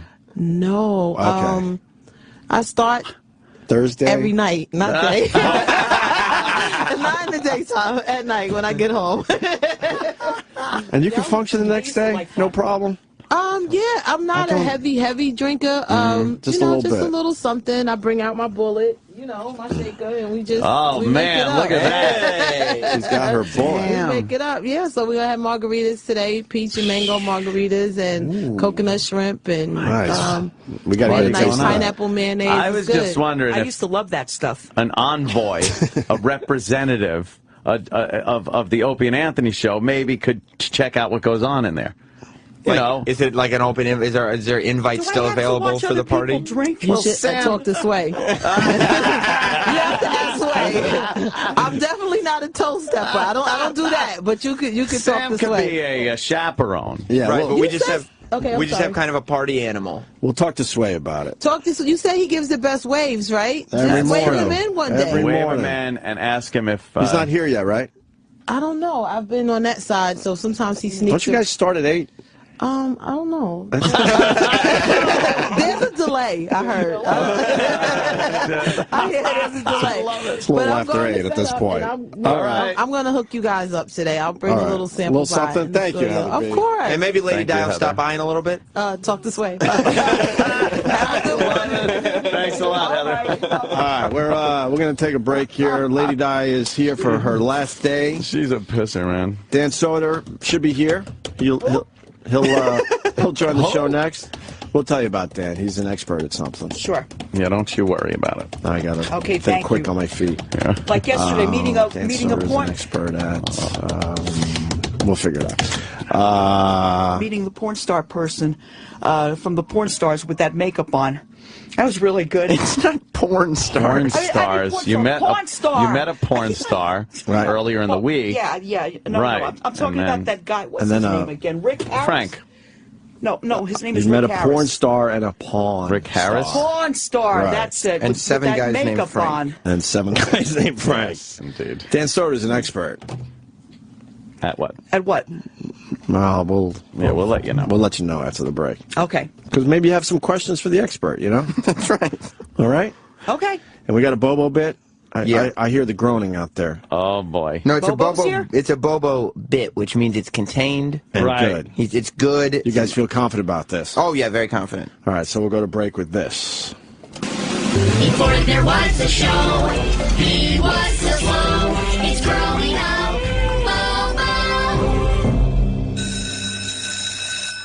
Bobo. Ugh. Can you come help me with my books? They're too heavy for me to lift. Well, that's the thing. My unit doesn't lift stuff. All it does is get boners and piss and well, when I jack off the white stuff. Bobo? Who said anything about a unit? And what do you mean, white stuff? Oh man, nice and sexy, man. Bobo, are you paying any attention to me? You keep looking at Mrs. Cumsington. Nice. I love to have my face buried in those boobies. Bobo, what has gotten into you? As I say, boobies always loosen me up. Ew, you're really weird. I have no problem eating out an ass. And I'd even take the train to Chocolate Town if you're into that. Where did you learn this from? I don't like to come off as a pervert. Too late. I am telling. Hold on, let me take this call for a second, spunny mother. Oh, mommy. Oh. Oh. Before there was a show, he was so slow. He's growing up,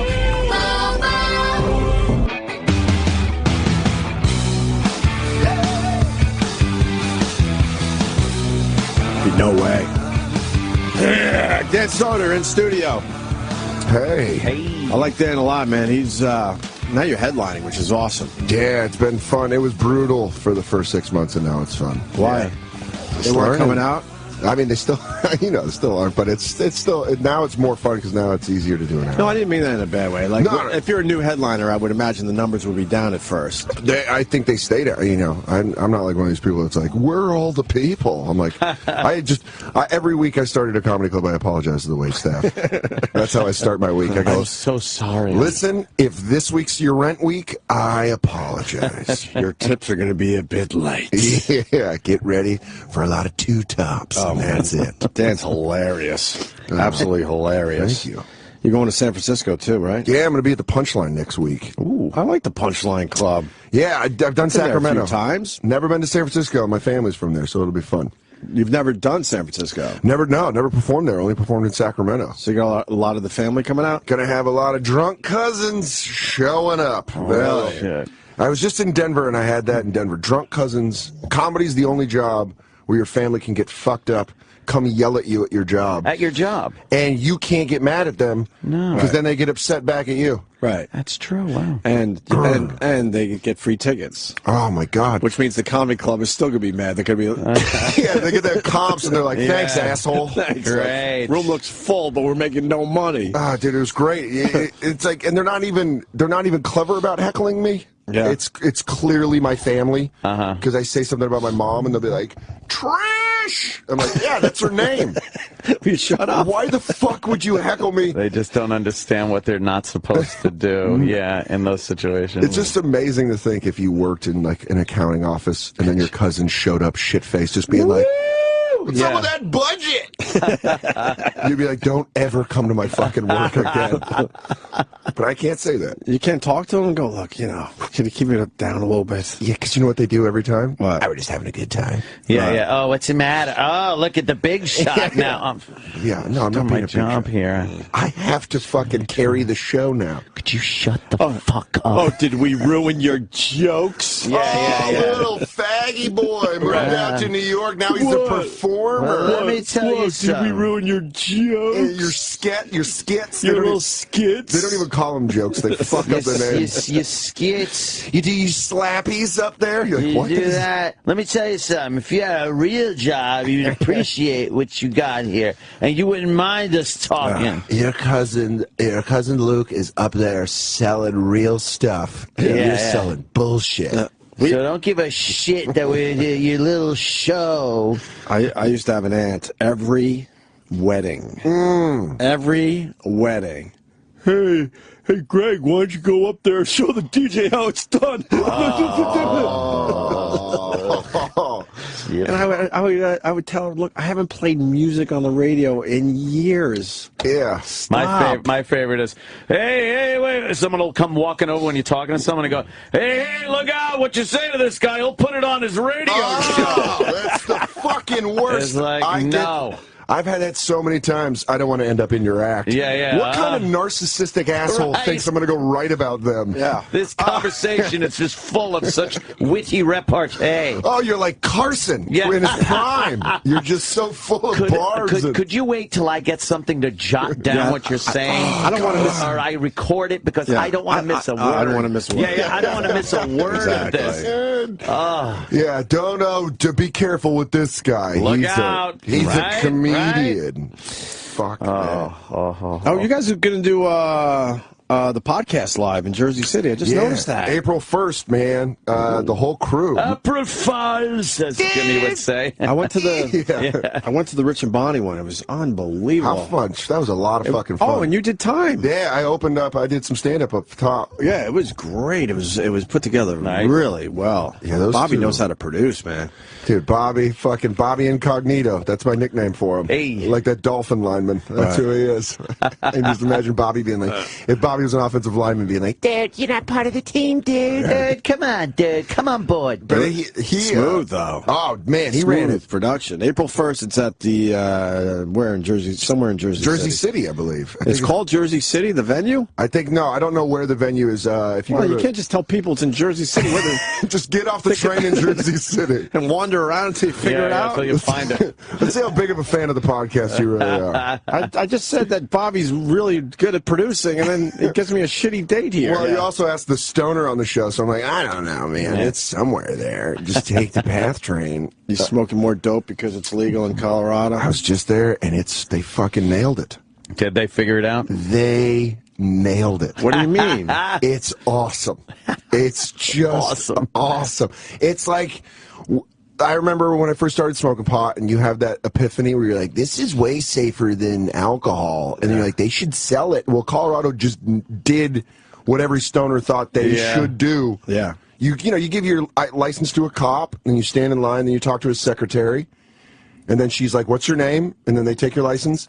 And then you go stand in another line, and then they say the most adorable thing ever, where they're like, Dan, your bud tender Rory's ready to see you. And you turn the corner, this little stoner who's like, what's up, man? Your bud tender? Yeah, and he's just like, he's blown away by everything you ask him. I'm like, I don't know. I'm looking at he's like, I asked him, I was like, I want one of those hash pens. And he goes, oh, yeah. He got like super excited. He's like, look, and he pulled one from around his neck, like on a necklace. I was like, all right, dude, you're fucking taking your work a little too seriously. Is he really a bud tender? That's what they're called. What's the deal with the cop thing, though?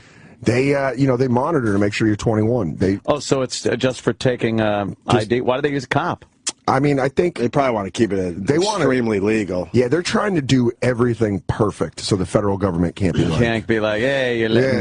that's fucking done. You let a 18-year-old buy weed. Yeah, if it's not a cop, then you get just some guy, and all of a sudden it's going to be illegal. You get a black water. Underage or whatever. Yeah. What do you got to be, 18? 21. It is 21. And it's, they air seal the bag. But no, slow down a little bit. So now you got your bud tender. I'm talking to Rory. And then he's loving life. But does he bud tender? But does he talk to you about what kind of buzz you want, or what? What does he say? He's like, I told him, I was like, I want some, I want a head high. I want a good high that doesn't knock me out and stuff. He's like, we're gonna get, and the names are fucking hilarious because he's like, we're gonna get you some orange blossom butt fuck, and then you're like, I don't even know what that is. He's like, but that's gonna keep you up. And I'm like, all right. And he's like, then we'll get you some indica for your, a good body high. And I ended up dropping like fucking $400. Really? Oh, they just everything. They keep pulling everything. Is it cases up. like Starbucks with their pastries? Is it all just kind of laid out nice? They have it more like baskets. And then they're like, they can go through and like pull it out, and then they pull out like little pill cases and show you the buds, and they're like, what do you, and I'm like, do you get to smell it? Yeah. I love the smell of pot. Yeah. It was surreal. It's just surreal. No shit. And those hash pens are a problem. Oh, shit. They're the best. You like those? Love them. What is that, like a G pen? It's a G pen. Right. And it's I got the oil. I'm not going to lie. So it's hash oil. I think it's just THC oil. I'm not sure if it's actually hash. Some an alpha stoner will probably I remember the hash oil, we used to put it on tin foil, and then you'd get a lighter underneath the tin foil and take a straw, and when it starts bubbling and smoking, you'd suck in all the hash oil fucking smoke. I used to love smoking hash in college under a glass. Hash was the other thing. You would take the little thing of hash, put it on the pin in the book. Yeah, I didn't do the oil. Take the glass. Under the glass, you'd let it get all smoky, lift it up slightly, and just... I remember the first time this kid in high school like shaved off a little bit of hash on our bowl, and he's like, make sure the flame hits it for a while. And I hit it, and I was like, I'm not moving. I'm done. So then you pick out your bud, and then what happens? Bring us down the entire line. I mean, the guy there's never been a person, I've never bought something where the person working in retail is as excited about the product as you are. Yeah. Almost, I think the Apple store is the only place I've been where they're like, this is pretty awesome. We love the product we're selling. And it's like, people in the weed stores, they're like, oh man, they're like excited for you. And then Rory, he threw in a free pipe. Wow. Because I bought a couple eighths, and he was like super excited, and he's like, and then of course they get you, it's so funny. This is how much marketing has influenced everything. Immediately, right after I buy legal weed for the first time, he goes, if you could fill out this survey on Weed Maps, it would really be appreciated. Weed Maps? So I download the app of Weed Maps, and it shows you all the dispensaries in Denver. Oh, wow. Fucking insane. It's just... Oh, there's shitload? It's a ton. Is there any, like, kind of cafes yet? No, they don't have that.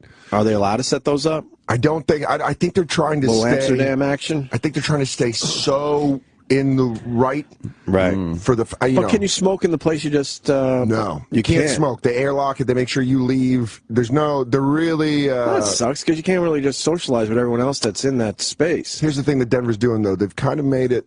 Or almost, it's like Denver's being classy without being prompted to. Like it's at bar, like you can walk outside of a bar and where people are smoking cigarettes, someone's maybe smoking a bowl. Oh, okay. And then you can be like, hey, but it's much more social than cigarettes because you're like, I got a little weed. You want to smoke? Yeah, I'll like, smoke some weed with you. Yeah. And then you're both, a little jittery and nervous. I've said it a few times, but when we did the comedy festival in Montreal, walking around Montreal and smelling pot everywhere, and no one was misbehaving. Yeah. Every park. Montreal has so many little parks with so many cool things going on, and everyone was just high as shit. Yeah, Joe, my buddy Joe List and I, hilarious comedian, we hiked Mount Royal when we were in Montreal, and we kept just smelling weed. All the way up, right? And I was like, let's follow it. Right.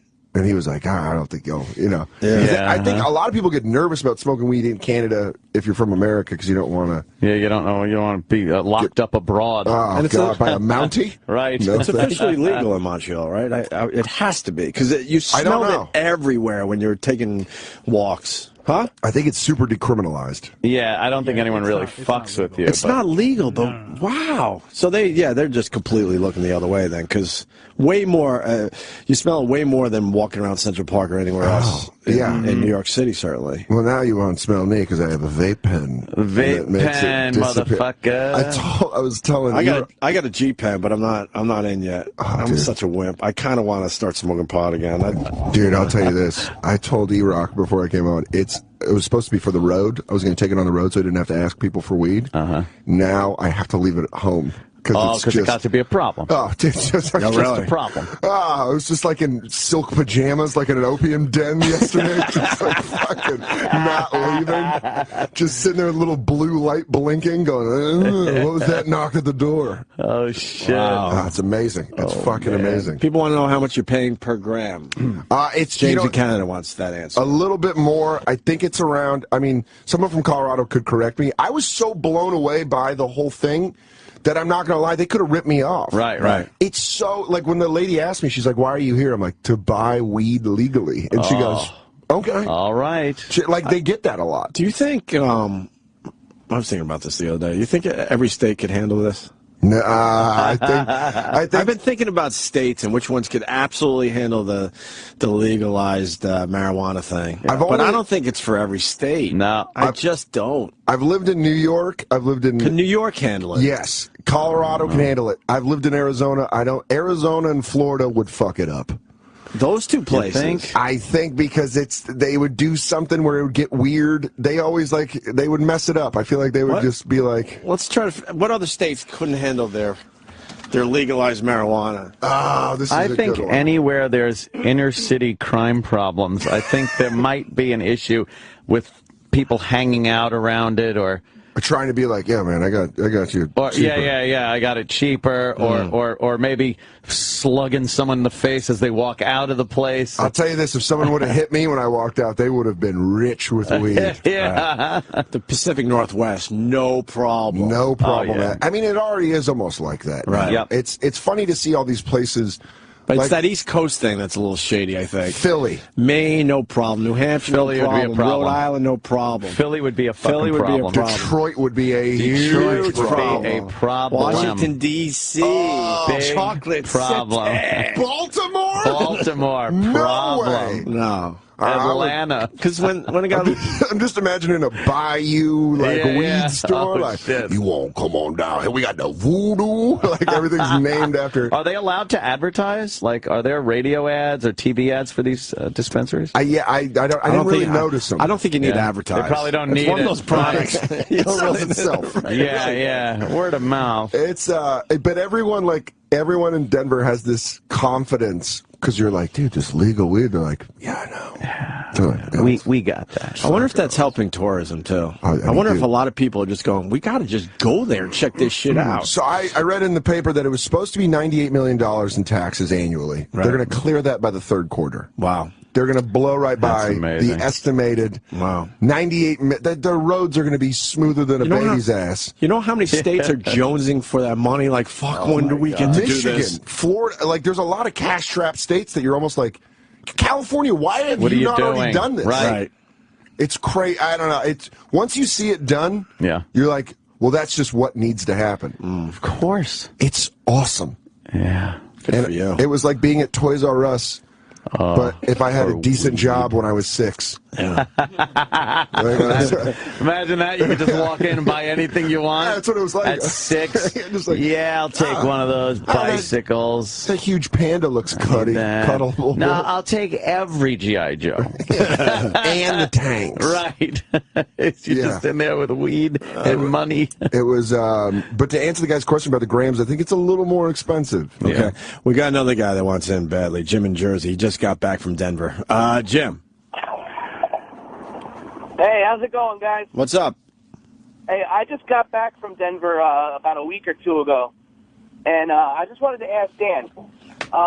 When I got back, to Jersey, my boys were asking me, how could you describe what it was like? Yeah. And to be honest with you guys, like I had the hardest time trying to describe it. Because you were high. You were fucked up. It's better than the first time you go to a liquor store when you're 21. Absolutely. That's it. It's this fucking indescribable feeling of just pure joy. It really is. It's a mixture of the first time you go to a strip club and a liquor store. Wow. Mixed with the safety of a doctor's office. You feel safe. And the whole time you're probably sitting there going, wait, this is really legal, right? You feel like you're going to get fucked at any moment. Right, this is some big scam. Wow. And there's so many people trying to get in that you have cops waving you in and directed traffic, and the cops are giving you thumbs up on the way in. That's awesome. Wow, and even the cops, so fucked up. Cops know that no one's going to be a dick. Right. This isn't a bar. No one's going to get shit-faced and throw a punch. Yeah. But you bought $400 or $500 worth of weed. I mean, I went in heavy. But how'd you get it out of Colorado? I mean, I left my mom. I put most of my weed that I bought in a freezer in my mom's house in Aurora. That's what I do. I keep a little stash house. Keep the stash there. Yeah, All right, boys, punching out. All right, brother. Later, buddy. Thanks, Good luck Jim. with yeah. As far as they're very concerned about leaving the state. Of course. They and don't want that you shit. get fucked. Oh, if they find fucking weed when you're leaving, come on, you're going to get fucked. Yeah. That's still a federal thing. That ain't no state. That ain't no county jail. Yeah, that's big trouble. We got Eric in Jersey. Eric.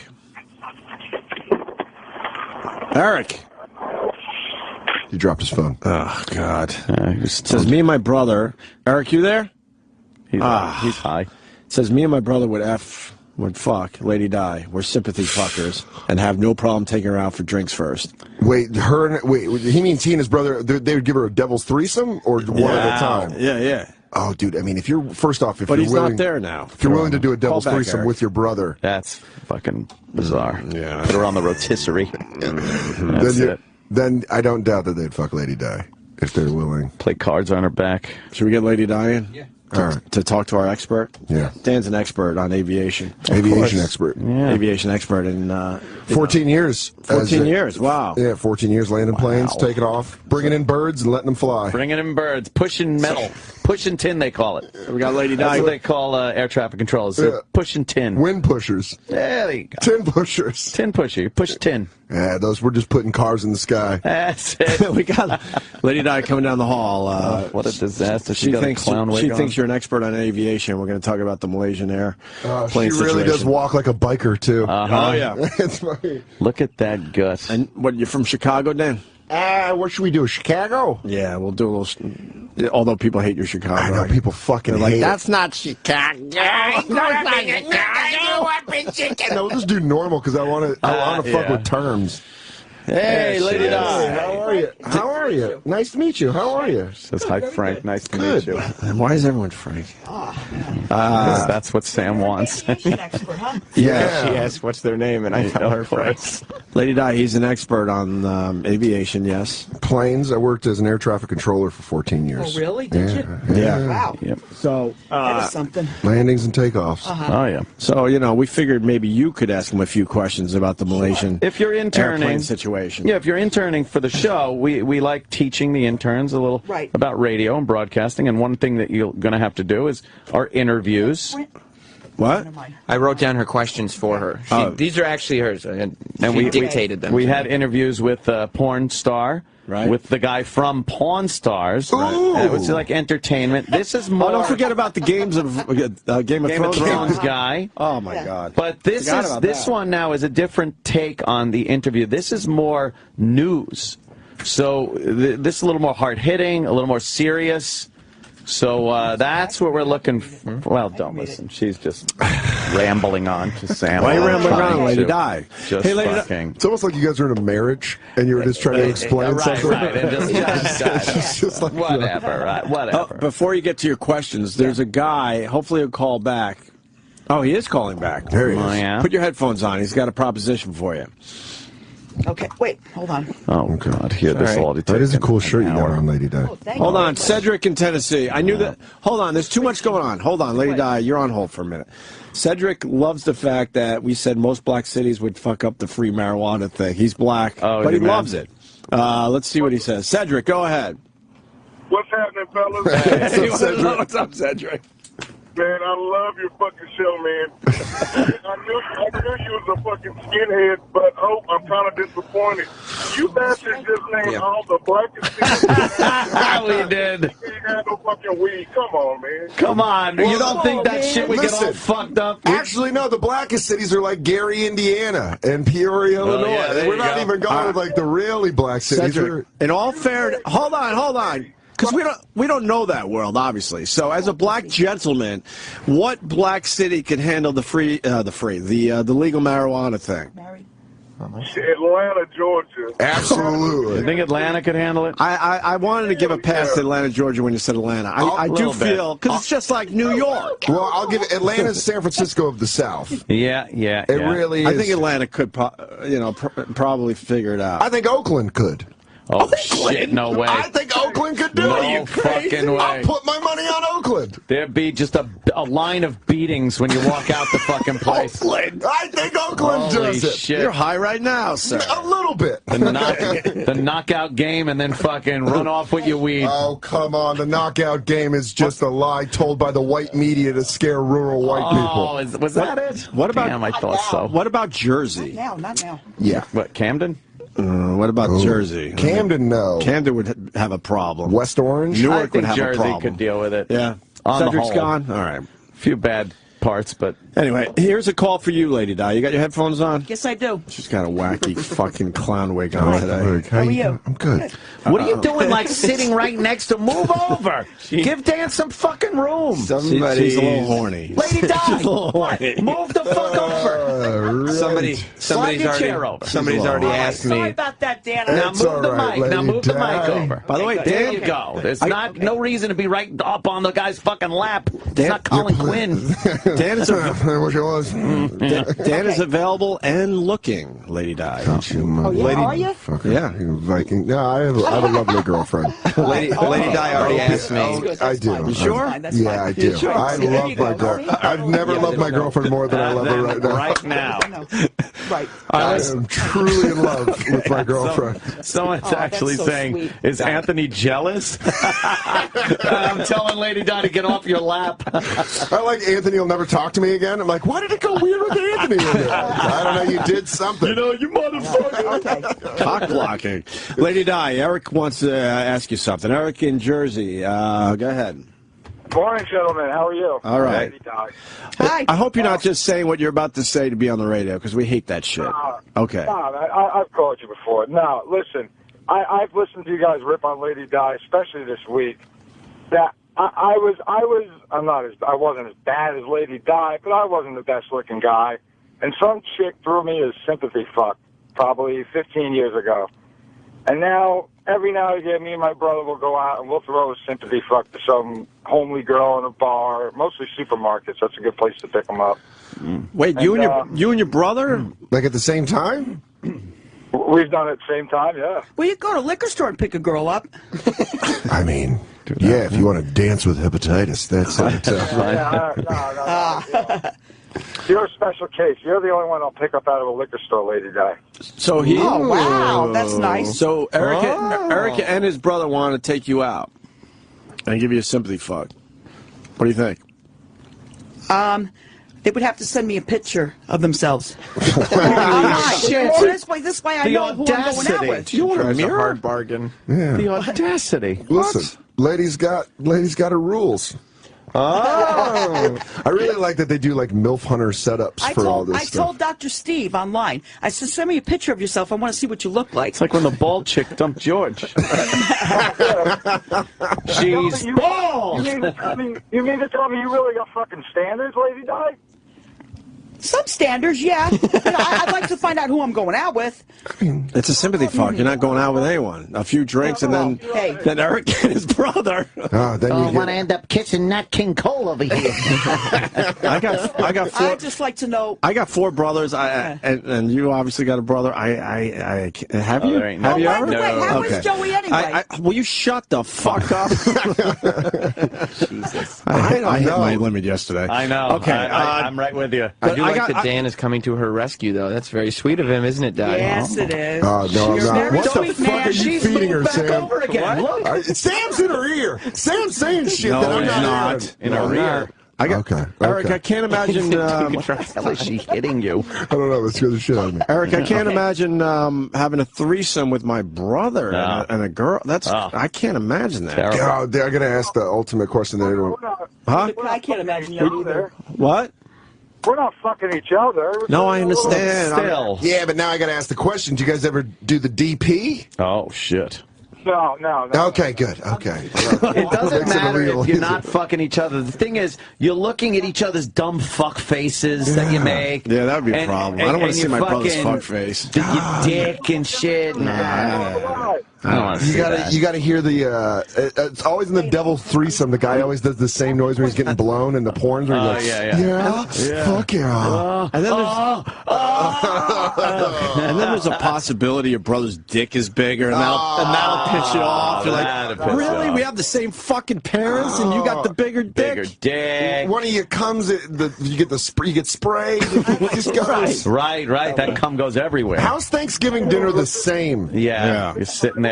You're both fucking the turkey. I like this size. Eric. Jesus. Eric. That's why. You just said a million queen. things that no one said, so let me give you a chance. Okay. What were you saying? I said, we're brothers, and we've been looking at, I've seen his dumb face my whole life. We both know that I'm a little bit bigger. It's not a big deal. How big are you? Well, you're going to have to find out. But I'm going to say... You better send me a picture. She's getting all amped up. You know what I learned this week? She's horned up all the time. Fucking frothed. She's a frothing mess of horn doggedness. Dan's over there getting a little jealous. I don't want to be stepping on Colin Quinn's toes, but... That's true. So you're going to go out with Eric or what? And his brother?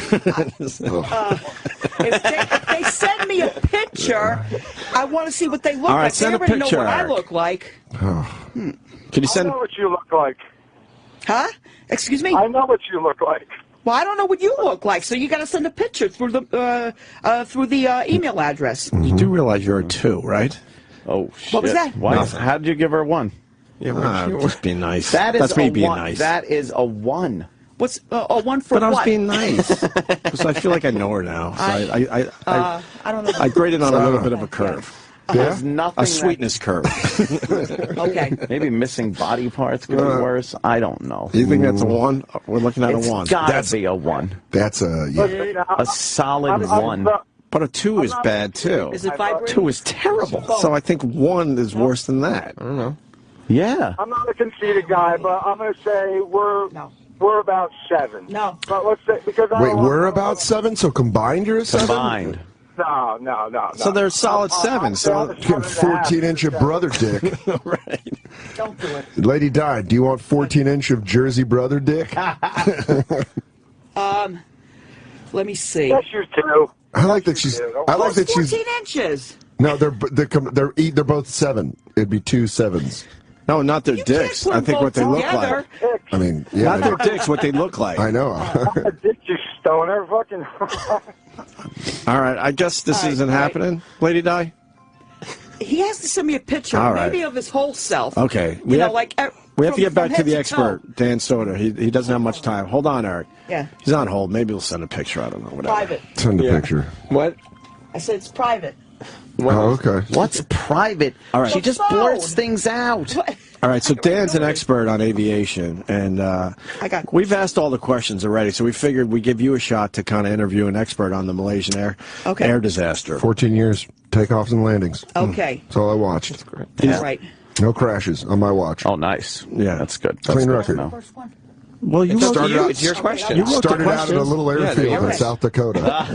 worked my way up to Dulles. Nice. The big leagues are JFK and LaGuardia. I never got there, but I got to do O'Hare for 3 months. Okay. All right, Lady Di, go ahead. All right, Lady Di. Okay. Do you think there were Russian terrorists on board that airplane? Oh, Russian terrorists. The first thing you got to look at is flight plan. That was clearly interrupted. Right.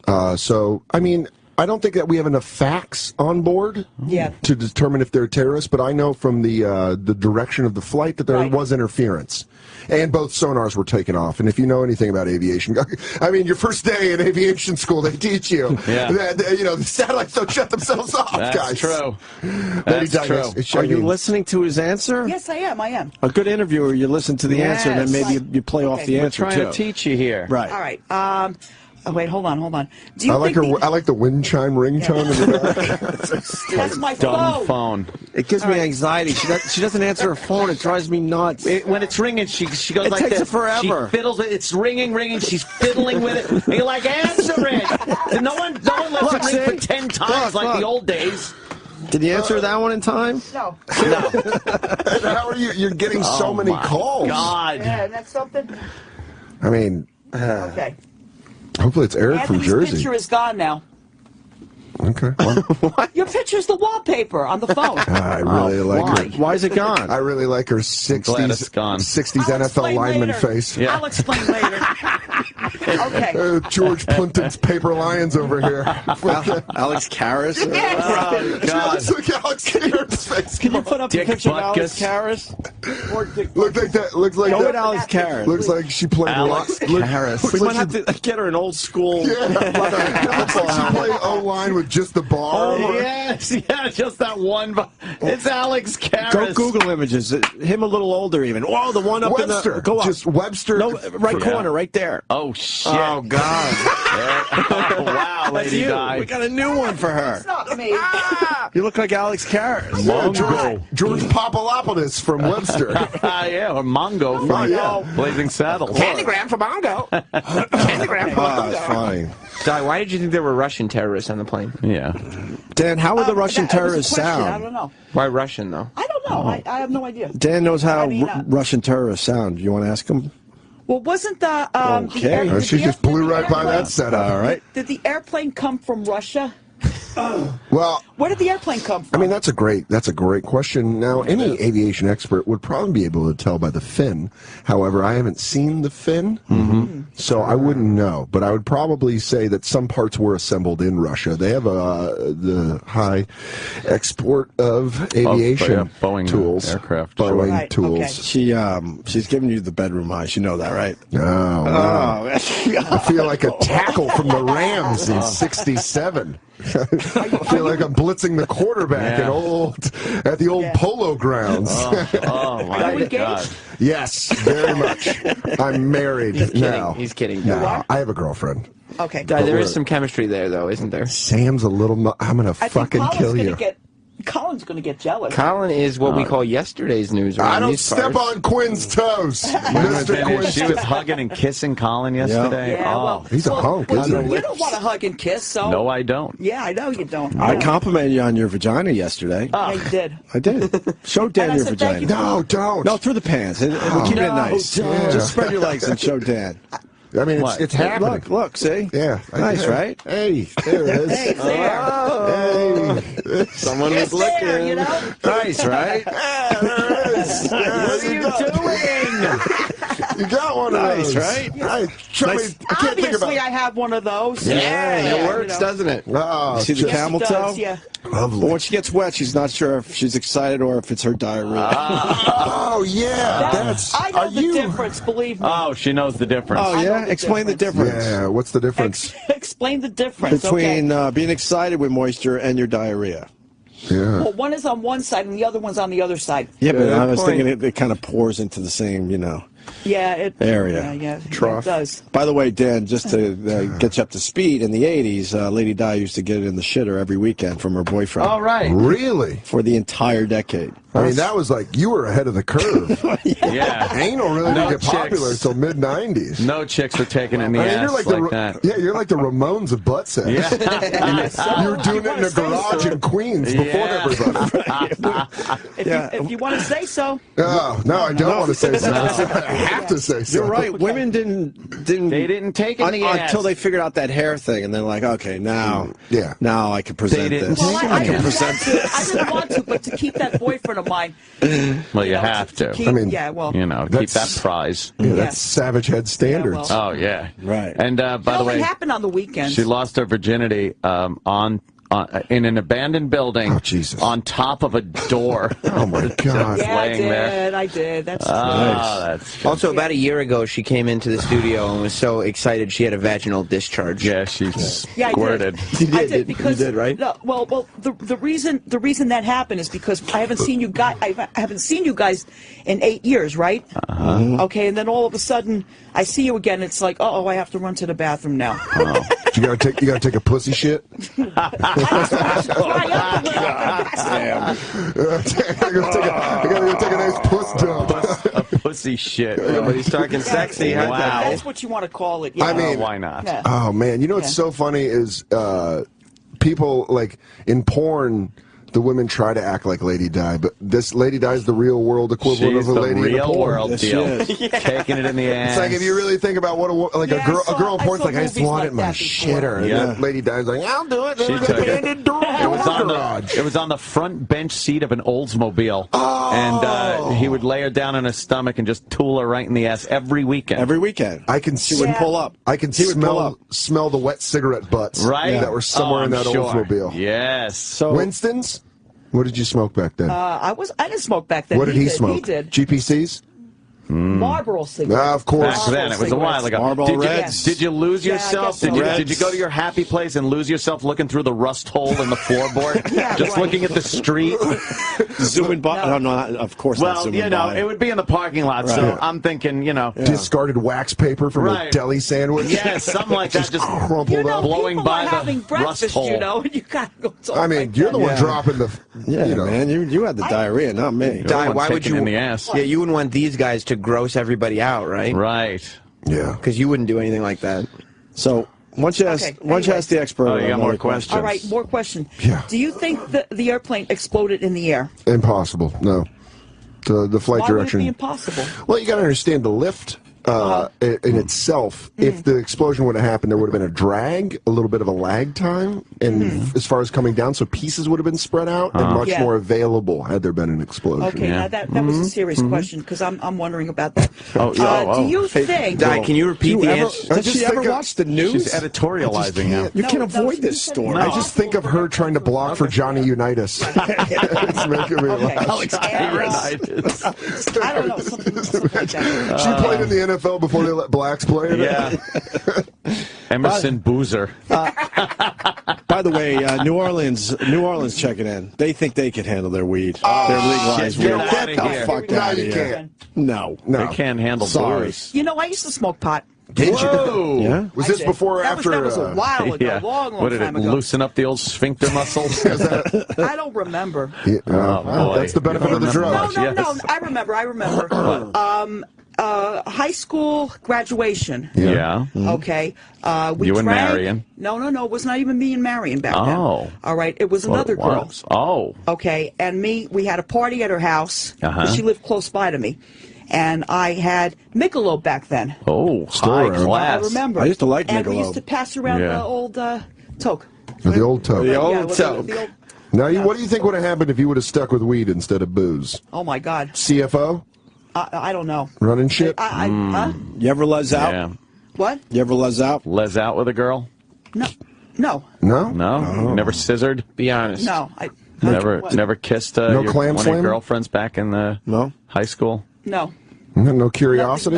Nothing like that. Touch a titty? You ever touch a titty? Someone else? Into girls. Not at all. Oh, Not man. really. Never get all every riled once up. in a while- Oh, every- Dan, wait, she's wait, twirling hold her on. hair for you. Every once in a while. Dan's getting a little excited, isn't he? Every once in a while, what? No, not I think not even Dan's every once questioning in a his while. Every relationship morning. right now. Every morning. I think she's Every still morning. asleep. Every morning. I watch the news every morning. Yeah. Right? Okay. We watch the weather. There's one lady on Channel 7 News, Heather O'Rourke. Yeah. Every single time Bill sees her, he goes, "Nice tits." And I'm like, why are you telling me this for? Yeah, right? What do I care? Why don't you show Dan your boobs? Because I want Dan to see what he's missing. Okay, yeah. Play sure. along. Play along. She along. goes, play Show along. him. Play along. But she'll Show your boobs. But she is going to show. Yeah, there they are. There they are. Hey, Lady Dice Titties. Opie, I'll never forgive you for that. You just murdered any boner in March. What are you, gay? Yeah, come on. What's wrong with you? What are you, gay? Wait a minute. Oh my God. Did you guys have nightmares last night about me with that face on? No, but I'm about to tonight. Mush those images together. No, not. No, I know. There's Saw. I know what you're talking about. No, I'm talking about that. It's a whole smorgasbord of things. Yeah. There's a lot going on here today. Christ. All right, you got any more questions for the expert? Yes, I do. I'm sorry, Dan. Oh, it's quite all right. Dan's been on all the news channels the last week and a half. One of those talking heads, as they say. Yeah. Yep. I did it on Tuesday. Yep. And then ABC. I was here. You were here. You missed it. Okay. Yeah, they brought me They on. don't have Channel 7 on over here. No, we don't. So, You did a little thing with Heather O'Rourke, too. Yeah, I did like that. Yeah. Half did the weather. Yep. Oh, you Nice. did? I showed her where in the ocean the plane might be. Yep. How were the tits? Oh, wow. Tits amazing. Nice. Yeah. She showed them to me when we were getting makeup done. Cool. It was Wasn't Heather O'Rourke the kid from fucking Poltergeist? Yeah, well, Come into the lodge, I think that was Carol You Ann. know what Bill told me? No. She's dead. What did Bill? Bill's a sage, isn't he? Bill's my roommate. Sage. He Bill's an told me abusive the fuck. things I, But the he used to things I lick her could do box with a their lot. tits. Hey, tell Bill to call his kids. Just do that, please. Yeah. As the, What? as the son of an alcoholic, just tell him to call his kids. Call your kids. Call Just call your kids. That's what I tell every alcoholic. Just call your kid just once.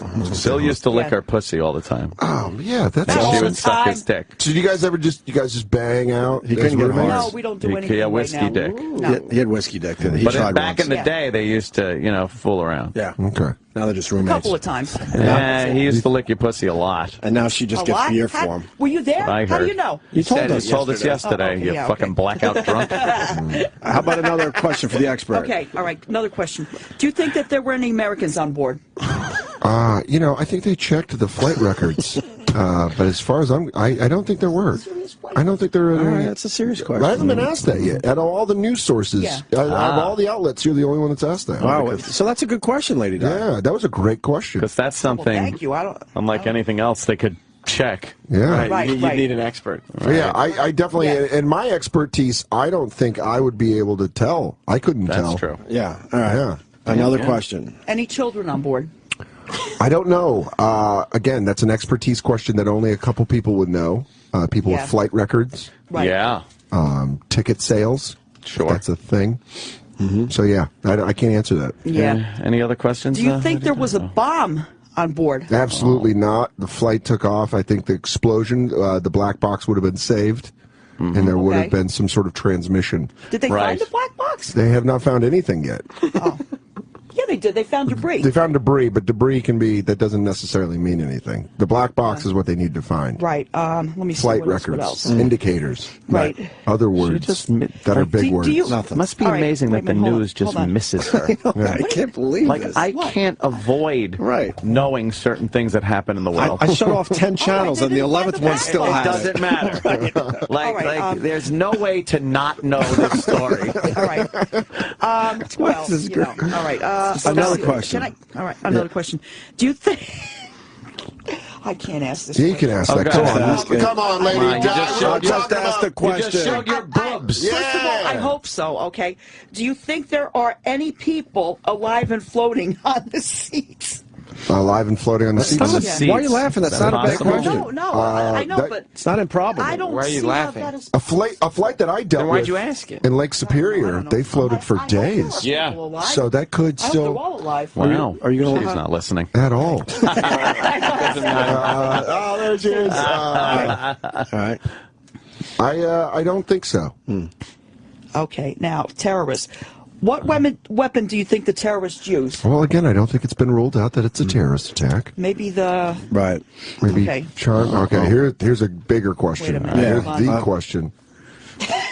Come on, Lady Di. Don't you get all schoolgirl on me. All right. How much money does an expert make? I clear around $22K a year just from the aviation union. Wow. Not bad. And then I get paid every time I go on. Yeah. 22 grand, Lady Di, huh? That's after taxes. 22 large. That's enough money to take care of a lady, isn't it? Oh. Is that it, Lady Di? Nice. No, no, I have another question on my own. All right, go ahead. Do you think one of the pilots might have had a heart attack or something? And you know what? That's an excellent question. Or something wrong with them, and then all of a sudden they just lost the airplane was lost from the radar. Yeah, because of a heart attack. Could be. That, a medical emergency in the flight deck, and then what? He fell on the transponder switches. It's while turning them. While turning them, which could have been a thing. And then the co-pilot was so overwhelmed he fainted and fell on the other one. Yeah, right. And broke the communications, the radio. Well, then the plane could have gone what we call George, which is autopilot. Right. Yeah. So it probably went on George for a while. And then we don't know where it touched down. And the people in the back were just hanging out, having some drinks. Tiny vodkas. Right. Tiny eating maybe. Yeah. Eating some Malaysian food. Right, Lovely. That's Lovely a serious question, too. I just thought about that. That's a great question. Something might have happened to the pilot. Monkey brains. Cover your heart, Indy! Cover your heart!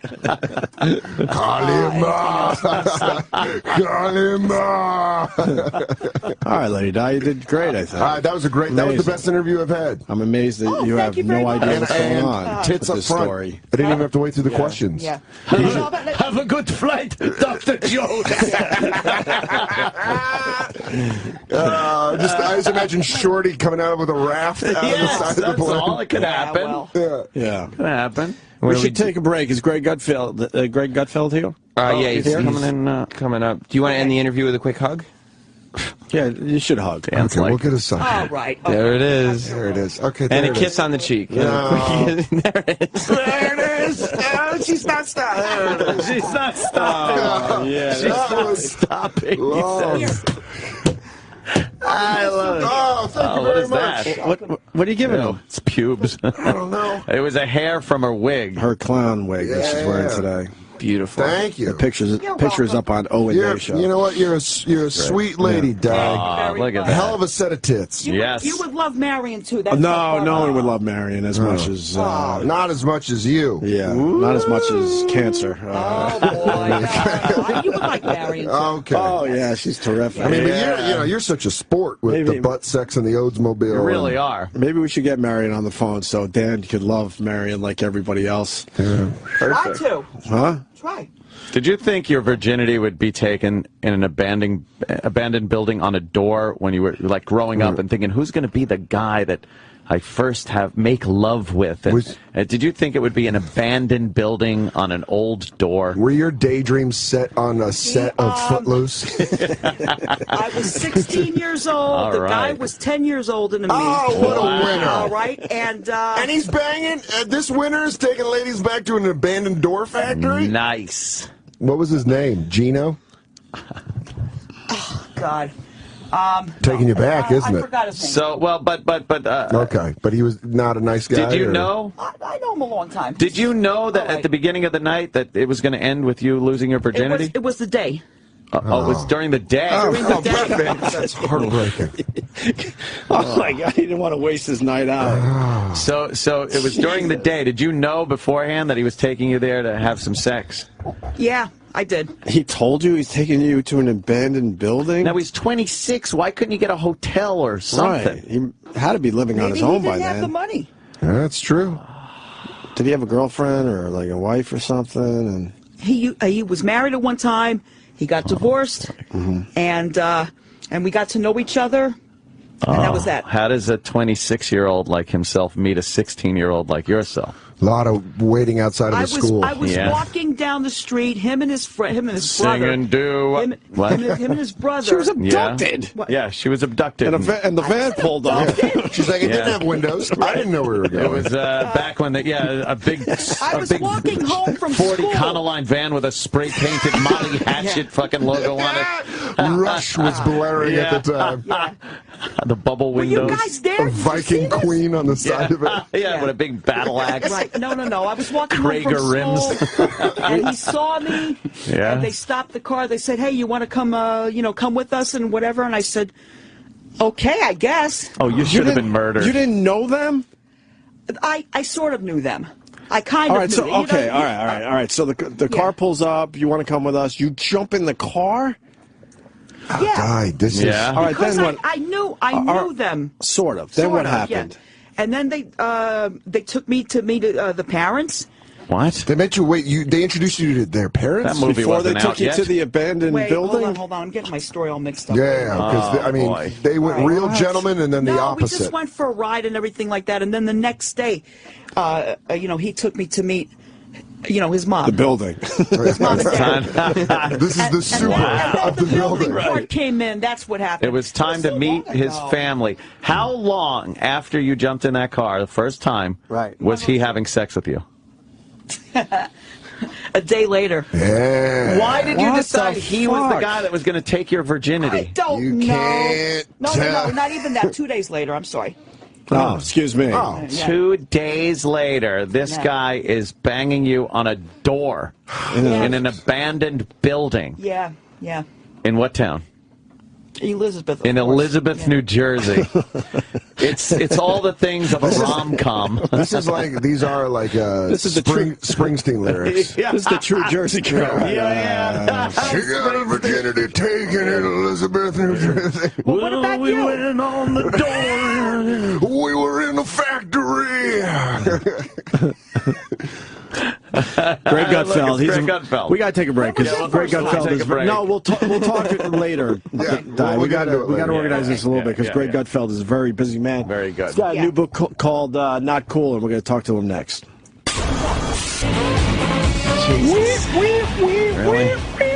We got Dan Soder in studio. Yes. Dan's going to be at the Punchline in San Francisco next weekend. Wednesday. You start on a Wednesday night out there? Yeah. I'm a new headliner. I got to work harder. Wednesday, Thursday, Friday, Saturday at the Punchline in San Francisco. Greg. Next week.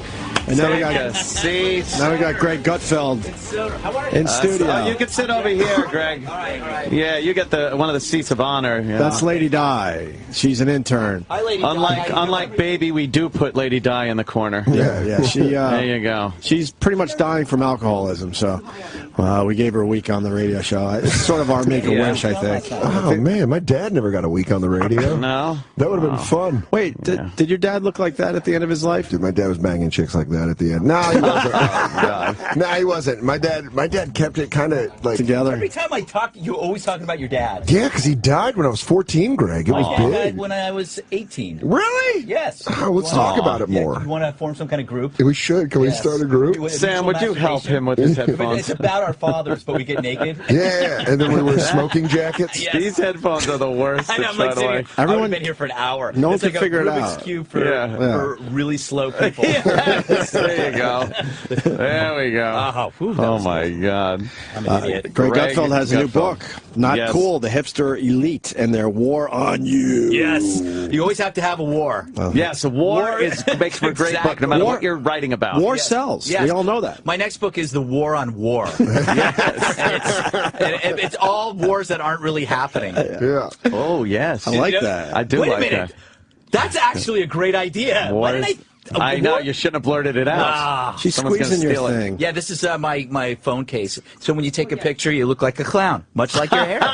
There you go. It's a phone case. Well, there it goes. Oh, boy. There you go. Oh, See? that's perfect. Hold on, Lady Di. That's terrifying. Oh, now we need amazing. a picture. Hold on, let me get a picture of that. It's just hold on. horrifying. I'm still laughing about you. It's touching her face, by the way. I want you to you're know. gonna have to use a little Windex on that or something. I'm gonna have to thank you, Anthony, for like a week from now when I'm on an airplane and I laugh for no reason. I'm just thinking of you going, I will fucking kill her. I did. I had to say that. She was coming over twerking at me during a commercial read. So in the middle of the read, I had to say, I'm gonna fucking kill you.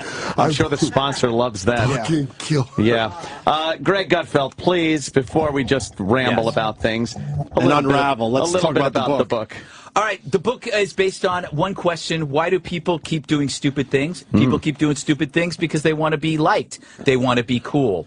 And so they try to appease people that really don't like you. Well, I call them hipsters, but hipsters are basically a subsegment of a larger mindset that permeates society, which is basically people who are waging revolution on all things. Right, okay. They're like, they don't like anything that came before them, but they have nothing to replace it with. Yes. So they don't like people who wear suits and go to work for a living, but they don't know what else to do except write performance art. That's the problem with this. I call it the self-published generation. Yes. You used to have to go work at a shitty newspaper in Topeka for fucking 14 years. Any type of published article or anything. Yes. And now it's slowly. like, do you guys want to hear my critique of the local Cinnabon?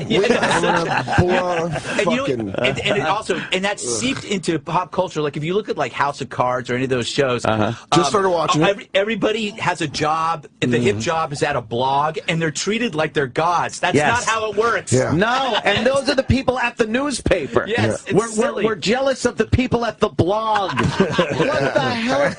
But it's true. We've figured this out too with radio, because anybody that has a podcast now. You know what, dude? Live in Jersey City. It's on April 1st. Yes. Dan Soder podcast. You guys are cute with your 1 hour a week. That's adorable. It's 3 with Bobby. That's adorable. It's great when you're listening to a podcast and how they convince themselves that there are other people listening. Yeah. It's like, and they'll actually ask for callers. Yeah. And it's the best. We get it with stand-up, though. Now we get like, there's never been so many failed actors trying to do stand-up, because that's the thing. They're like, I saw it on TV, I can just do it. Yeah. So you get it, too. Yeah. I mean, there's a bunch of podcasts that are worth listening to, but there's so many that aren't. No one has to go through that thing you used to have to go through, like to get a job at a newspaper or a shitty little radio station. Yeah, making your bones. Or anything. Now you can just... now you're going to make me cry. With the internet, you can been just... at this since 18. Do whatever you I've worked want. in some shitholes to get to this point. And these guys are like, I don't know, I got podcast equipment. I just review the new video games, and 300,000 people download it. I used to do overnights in Tucson, you cocksucker. Oh, I forgot. Dan's a radio guy, too. Yeah. You have a radio voice. I do. Yeah, it's very sexy. No, podcast is the new wallet chain. Yeah. Can we go? Okay, I get it. You got a wallet chain. So more in the book. So it's... So you got, but here's the problem with the people like you're describing. Right. They don't. They permeate society now, where one will hear from the other and the other, and it becomes real. The word that or the phrase that I'm so sick of right now is white privilege. Yes. That seems to have gotten to the top of the pile of shitty things. That's because you've only dealt as a man living your aggro life. First and foremost, I'd appreciate it if you could just take your white fuck. No, but you're right, though. Just by bringing up white privilege, you have just reflected the nature of white privilege. Yes. You can't see it. And the other word that is great, have you heard of microaggression? Microaggression. Yes. What is Microaggression. this? Okay, It's moving up the charts. Let's say if they can't nail you on being racist. Yeah. Right. Microaggression is your subconscious expression of racism. For example, let's say you're in a college class and you look to your friend on the left. You go, I don't understand this math problem. And she's Asian. That's microaggression. Oh, that's the example they use. because all Asians are good at math. So you've just committed an act of rape. The great thing about microaggression and white privilege is that it allows the person using that to infer your intent without ever having to prove it. Right. Like, I know what you're thinking. Right. And that's the cool thing on campus now, is assuming they know what you're thinking. And you have to apologize. People apologize. Yes. That's the most disgusting thing. People say, you know what? I don't know if I said anything wrong, but I'm sorry. I'm sorry for it. And My maybe microaggression. Maybe we should cancel this class, and maybe I won't use the word bossy Would you rather anymore. microaggression or micropenis?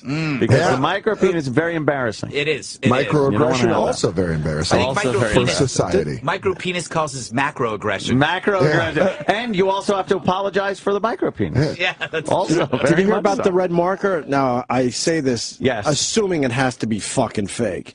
But I think it was the Time. I don't think it's fake. I think Time Magazine tweeted that there's a school that is banning the red marker. Because it's mean. Can you find that, Sam, real fast? Because it's mean or... That we did this story on Red Eye. It was in England. Oh, it's in England. In England, Ah, but it fuck might be those people. but it might be in America now because it seems to start there. It does, and then it comes move over here. But we're adopting all the policies of England right now. But because red could hurt your feelings. There it is. And it's Red judgmental. ink, Yeah. and tells teachers to mark in green instead and get pupils to respond in purple. Yeah. Oh, my God. Isn't that beautiful? The big red F. I can't wait But then for... you get a red A if you did well. Yeah. So what's the problem? Yeah. Lady Di got a red A back in the... Oh, boy, did she. Back in the 80s. Greg, hold on. Scarlet letter A. Hold on. Before we continue, could you tell Greg what happened in the 80s? He needs to know. Okay, back in the 80s, I had a boyfriend. He liked to do anal sex. Oh, really? Yeah. Yeah. Well, And we had it, I that's had a it every huge weekend. surprise. Most men hate it. They hate it. No, this guy wanted it. Really? Every Can you weekend. believe it? I know. This guy loved it. Every weekend he would pick her up and pop She her in didn't the like it, shitter. though. She's like a sexual We both have a Vietnam few vet. drinks and, whatever. She's like, I don't want to go back there. 88, I don't want to go back. 88, 3 clicks west of Elizabeth. I was Mike is back off, so all right. balls deep in That was a Dorford. great story. Fantastic. Oh, you want to know how she lost her virginity? All right, one more. Go ahead, Lady Di. Lady Di, where and how? In And an how old? abandoned building on a door. I'm sorry about that. Yeah. I should have sprung for a hotel room. Yeah, it doesn't really...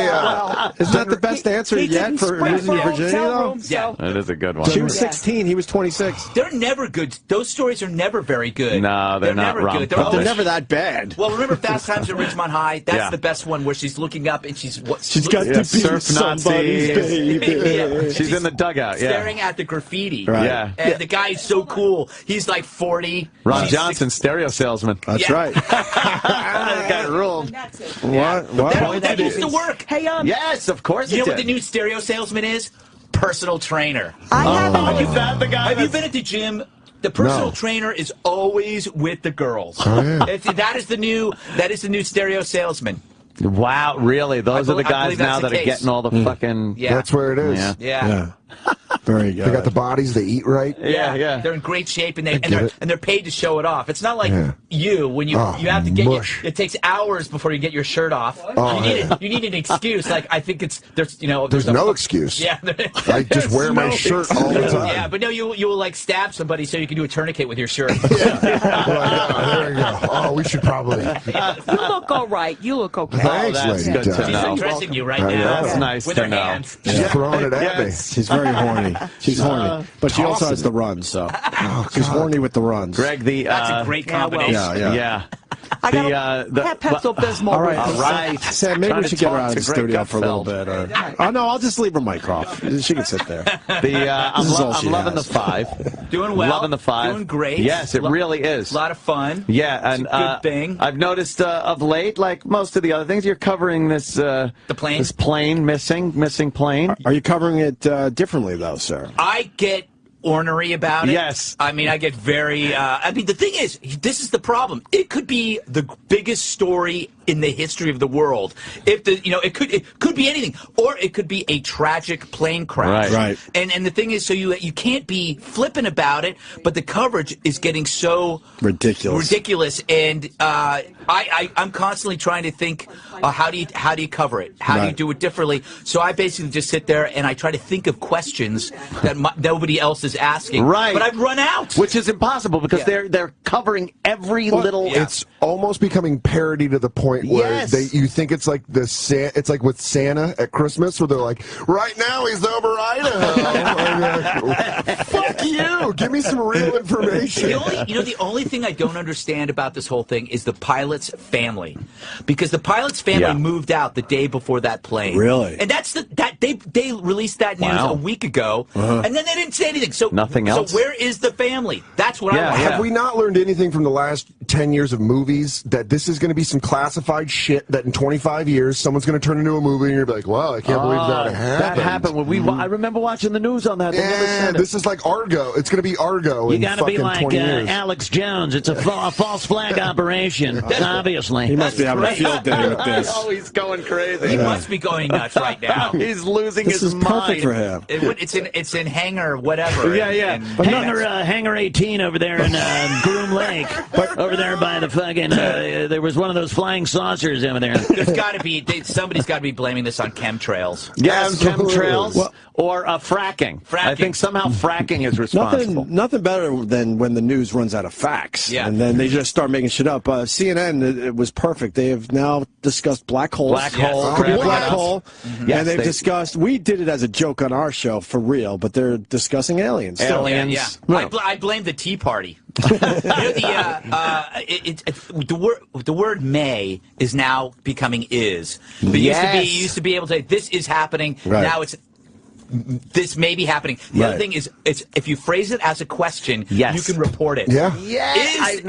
Has the plane landed on this island? We'll discuss next. Yeah. And then you come back, it probably hasn't. It hasn't. Right. Well, that's the first thing they teach you in journalism school, is to attribute the fact to no one, so you can just say it. So you can be like, it could be still flying.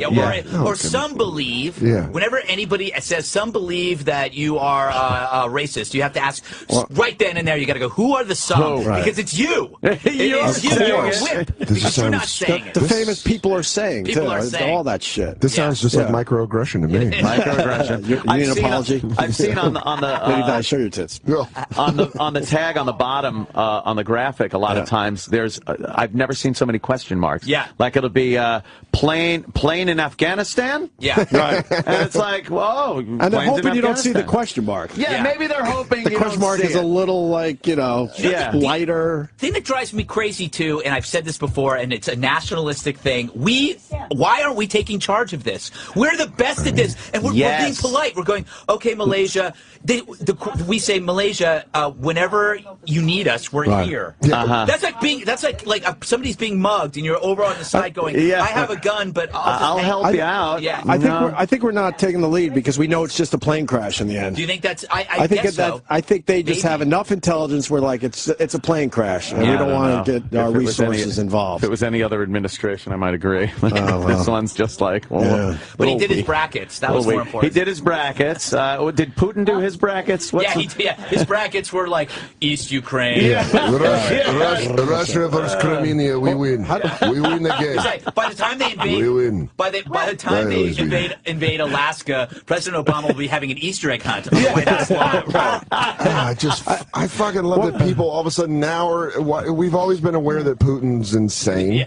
Like when he gave up the presidency, but then he made a new job. Why not? He's like, I'm no longer president. No, you're president, but I'm prime minister. I'm bigger than you. You fucking psycho! You can't do that. What?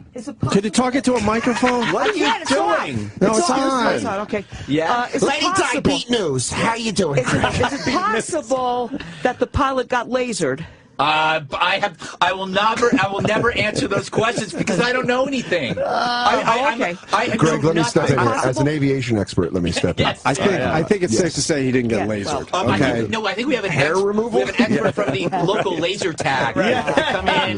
This is Tom Finkelstein from Allentown Laser Tag. His light would be blinking if he was shot by a laser. I do have one more question. I mean, you got to sensationalize this stuff a little bit, but CNN once again, I'm up their ass today, I guess, but they called it the zombie plane. Yeah. Are you all right with graphics zombie like that? Plane. What does that mean? I don't know. It's flying on its own. I would think it would be like a death plane or a Well, yeah, everyone's dead on the plane, but an old school guy, expert they had on, and we said it earlier, he's like, I prefer that you don't call it a zombie plane. I'll go with ghost plane, but not a zombie plane. I had a friend die in a flight in 1962. I don't call it a zombie plane. And he wouldn't give his knowledge until they changed it from zombie plane to ghost plane. Like, all right, now I'll answer your question. They go, the Payne Stewart plane. Yes, that's the what Payne it's Stewart plane. That was creepy because they flew jets right up to that and saw everyone dead inside with the plane just tooling along. Well, here's the question. What if, and I asked this, I don't know who I asked this to, what if all of a sudden today the plane is in the air and they say, Mayday, we want to land? What does America do? Let's say it's coming to LaGuardia or JFK, and they say, "What do you?" And they go, "We need to land Mayday." What does America do? Do you shoot it down? Yeah. Do you wonder if it was held somewhere and they got away and it's legitimate? Yeah. What would you do at that point? That's a great question. I think you have to. I mean, because it could be full of gasoline, a bomb. What do you radioactive material. Exactly. You let it land in like North Dakota. Well, you find a desolate. I guess you would. What do you call it? You just shadow them. Shadow it to a desolate airport. That's what you would do. That's the best you could do. See, you just came up with a solution. That's why I'm You're the best aviation expert, Dan. Thank you. What's going on? That's why I'm on all the things. Mars. Food's coming in. Jeez. Oh, nice. Is that a hot dog? Wow. Dan, you want some coconut shrimp? That's crazy. In the morning, coconut shrimp. I know. It's the alcoholics across the way. That's the weird. No, I'm Sway show. My mom would make me have cornflakes for dinner.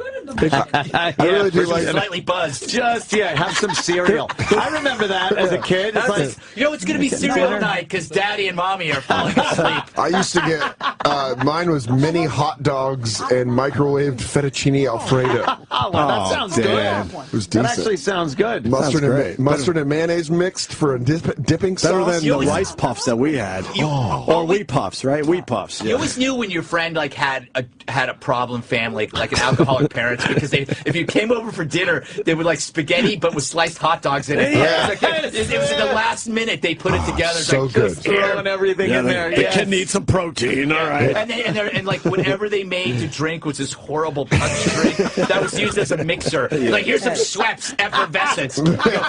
That's used for gin. Parents are using it again. You guys, did you just give me this because you were making your own drink?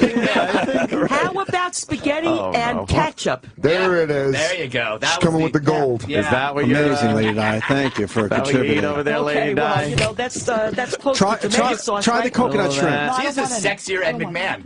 She really? Not really. I don't want any. You want to know who she looks like? W.C. Fields. Yeah, a little Throw WC. Mama from the Train. Yeah. We came up with Alex Karras today. Alex Karras. And, Oliver Hardy. You forgot Oliver Hardy. Shut up. Yeah. And Babe Ruth. All in one. And the Bambino. The great Bambino. The great Bambino. The later years. Later years. Legends live forever. When he had to go reminds me to... of the 316 guy. Remember Yes, the 316? they used to I be think at the was it 316? sporting Yeah, events. it's 316. Yeah. Sure. Yeah. See, it worked. Right. I remember. That's a success. That is. It actually worked. It was a all success. that time he spent ruining his life. Yeah. You should have saw me yesterday. Really? Why? The face paint. Oh, face painting. we thought of You're a child at heart, aren't you? He doesn't care. It really is. Yeah, That's well, good. I'll show you can say that. Hold on. If It's child on my means enlarged. Instagram. You can say that. It's We gave her a makeover. medical problem. Yeah, real makeover. We did give you a Teetering makeover. on possible. We made her look like the puppet thing from Saw. Yeah. Oh, We no, I painted saw her that face tweet. up. Yeah, I yeah. saw that tweet. You Yeah, did the little she- thing on the... Yes, Oh, yeah, okay. the white paint and everything. Right. I don't know. That's why. what I saw. It's very It frightening. scared me. It did, right? I was frightened. scared It's very me too. scary. All By the way, right. do you know, I Jesus. think the last time I was here Yeah. was kind of momentous. The Anthony Weiner crotch shot happened here with Breitbart. Was I think the last time You were I was here that day? Wow. Yes, I was. Yes. No, wait, I wasn't here. I was here the day.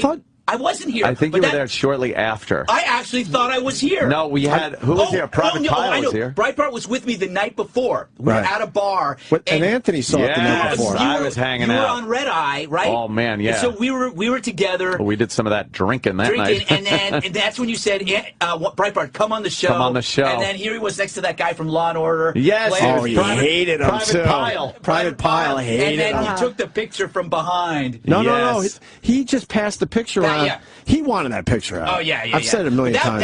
That was probably your most historic show. That was huge. That was huge. He didn't know how to get the picture out. Yeah. And he knew that if he was just careless with it, somebody would do it. He was showing everybody. So me and Ann just took a picture of his phone as fast as we could. That was it, because no one. That was the only way to get it out there without. Like, you did it accidentally. It was really like you left it out there. Yeah. Oops. And then Barbara Walters had to talk about us, and she was so pissed. Remember what she say? Oh, I saw that picture days ago, and was so mad. Yeah. Oh, and she didn't get the exclusive. That's hilarious. And was acting like it was no big deal. The View. The View 2 days ago. So they have the Duke porn star on, and the audience applauds wildly. Yes. And I'm thinking, okay, if that was your daughter, she does a violent style of pornography where she's choked while she's having sex. And they don't know that. They just see the girl. All the people in the audience see is a girl in hot pants. Yeah. It's like, nobody goes, we're going to show you a graphic scene where she's almost choked out. Right. Yeah. This isn't Marilyn Chambers. She's not like classy pornography. This is like she gets the shit kicked out of her for 15 minutes. But it's like, and Whoopi's like, I think there's a really good message here, or something about empowerment. What good empowerment, my ass? She was here. She was here at the beginning of the week. Kind of mousy. We got a lot of very mousy. We got a lot of shit for our interview. I thought we did all right, though. I mean, I didn't feel like beat her up enough. It's like, what are you supposed to do? I get it. Like, she was on the Independents. They were saying she's like a libertarian hero because she's making her own choices. I understand that, but 10 years from now, she's going to be nowhere. She's going to be nowhere. But she's not hot enough to have a long career in porn, but she found her angle. Right. I don't believe for a second that she was paying for her tuition. I mean, that she did this just to pay. Story. She was going to go into porn no matter what, and said, "Wait a minute, if I connect the two, that's going to be a headline," which is smart on her part. She's a businesswoman at heart. Because but in this day and age, you can't just be a new porn star. There's a million of them. No one gives a fuck. But if you have an angle, they care. And she's not hot enough for that to continue. Who's this giant that just walked by? That guy was very tall. Who was that? I just got distracted. He took up the whole glass Sam, wall. go check that out. Do you have an In Search Of radio show? Because I think that was Sasquatch. Right, Sasquatch is going to opinion on the plane. Send her down the hall to the In Search Of channel. They haven't found me either. You're listening to 70s on 7. That says Bigfoot. But we, I don't know. She turned out to be pretty cool, and then the interview was just us having fun with her. And it was like, all right, we'll just have fun with this. It's hard to beat up on a girl that, like, she's got these weird, idealistic 18-year-old thoughts, and in 2 years she's going to be like, oh, God, what did I say that? Yeah. And shit. So what are you going to do, crucify her at this point? You just let her talk. And, the people I feel understand. Bad for her dad. Her dad's in Afghanistan. Her dad is in Afghanistan, has no idea. This was a doctor in Afghanistan, and he's like, he has comes no home clue. to this. He comes home. I think any father, if their daughter came to them and said, I am going to do porn because I need to make my tuition money, that father's going to figure something out. He'll figure something out. Camera with a friggin' mask over his face, holding a gun at the teller. But you know what? Anything. You know the tweets are going to be today? Stop making excuses, guys. But that's how bloodthirsty. I'm just being honest about it. What, if we blew it, we blew it. But in the end, I thought we just had a good time with it. But how bloodthirsty are we as a culture that they're like, you guys weren't mean enough? This chick gets choked for her job. Her job's to take a dick while getting beat up. Getting choked. And people are like, your questions weren't tough enough. Exactly. She stops breathing until they say cut. They do multiple takes of her with a dick clogging her airways. That's what I'm saying. And you're like, nah, you guys weren't mean on the radio show, you fucking zoo animals. The scary thing is, that is where she's starting her porn career. Yes. That's where she's starting. Where is she going to end up? She's not on dryhump.com. Remember that horrible guy? She went right to God mode. Like, would open up women's eyes with like things. Yeah, he got arrested, right? Yeah, he's in jail. I can't remember his name. I don't know. Jimmy talks about him all the time. Yeah. Max Hardcore. Yeah, exactly. Max Hardcore is the guy that would do those horrible, like facial he would combine things. like surgery. It was terrible with all kind of apparatus. Yes. And that was my line with porn. I couldn't watch that. I don't like any of that stuff. No, I'm serious. That's my line. That's my line. My line is that guy on the horse up in the Pacific Northwest. Yeah, that made that noise right when you heard him pop inside. My line is the sex scenes on Scandal. When it gets a little too hot, a little too hot, I just back off. A little too racy. When she's making love to the president, it disgusts me. I don't like a well-stricken light scene. Exactly. No, but seeing Joshua Molina in bed in a T-shirt. It's just a little too much for me. That's my line. Can we take a phone call? We got a big fan of yours, Greg. Greg Gutfeld in studio. His new book is called Not Cool, The Hipster Elite and Their War on You. And we got Devin in Wisconsin. Devin. Hey, Greg, how you doing? I'm good, thanks. Hey, I just wanted to say thank you for the rant that you did on electronic cigarettes and the way that the media is portraying them. I'm a 20-year former smoker. A good friend of mine opened up one of these shops out here in Wisconsin. We have helped well over 5,000 to 6,000 people quit smoking. And it's, they're just going to keep on kicking it to death because of the revenue loss. This is a good point, though, because I haven't had a cigarette in 4 months because of e-cigarettes, which is nothing but a nicotine delivery system, like chewing gum or the patch. But somehow, because it resembles a cigarette, people are offended by it. They're saying that it could create mass confusion, which is why they're banning it indoors in New York. The crazy. Okay, so my comparison is, well, then ban cross-dressing. How many times has Jim Norton been like upset? Confused when he takes home the wrong girl. Right. But you would never do that in New York City. You would never tell people how to dress. But because the cigarette looks like something else. It looks like a cigarette. But you can't make laws because it looks like something. Exactly. Right. And they should also try the hash pen because it's way and obviously it's the electronic hash pen's where it's at. I mean, that's going to be the Greg, next what thing. about, and I don't know, the chemicals? Are they worried about the chemicals in those e-cigarettes? The Beijing water vapor? It can't be any worse than an actual cigarette. No, it's about the amount of chemicals in there are practically nil compared to an actual cigarette. Okay. It's water vapor. There's stuff that's in there is in so many other products that we use. They haven't done complete testing of it, but when you compare it to a cigarette, it's nothing. And the idea of secondhand vapor is a lie. It's crazy. It's crazy. Why, they're trying to go down that road with that? Yeah. What flavor do you? I smoke just plain old classic tobacco. I do the what's the one I do? I do the blue. Oh, Stephen Dorff. Yeah, because he convinced me. I was like, walking on that beach. Whatever Dorff does, I will do. And I always like when he flips up his collar all pretentious and he's like, take your life back. Go fuck yourself, Stephen Dorff. I'm smoking hash, motherfucker. I'm getting high as balls. Do you feel healthier since? I mean, I am not coughing as much, and the only problem is with it is you smoke more because you don't. If the cigarette never goes out, so you just so all of a sudden you're up all night going, what happened? Because you took in so much nicotine. That's true because you don't know when you're done. So why do that's one cigarette's worth. But wouldn't that be a great thing to figure out where they kind of go out somehow and you got to they should reset it? They have a thing where, like, if you smoke too much, it blinks 5 times. That's what the hash pen does, and that's when you know you're ready. Jesus, really? You ever know you're ready? You just pull, and then you just launch that blinking. But thanks for the call, Devin. You and I used to smoke cigarettes together. Yeah. How much do you miss the real thing, though? I quit smoking in June, and it's like I quit drinking and I quit smoking. Wow. Smoking cigarettes, I miss every fucking day. When I smell a real cigarette, but I got to tell you, it's been this is the easiest quitting ever, and I have not. The great thing is I haven't bought a pack. That's the best feeling. Those are like $14. But I miss the nice pack in a real pack. The ritual. There's a ritual to the whole smoking thing. Yeah, and just that click of the lighter on the first one, you're like, I'm back, baby. I do fucking miss it. You know what feels great? Walking outside and seeing the person in freezing weather smoking, and you're not. And you're not that person. They're just out there, like, and they go, like, I was that guy. And then you watch an episode of True Detective, and you're like, I do want a cigarette. You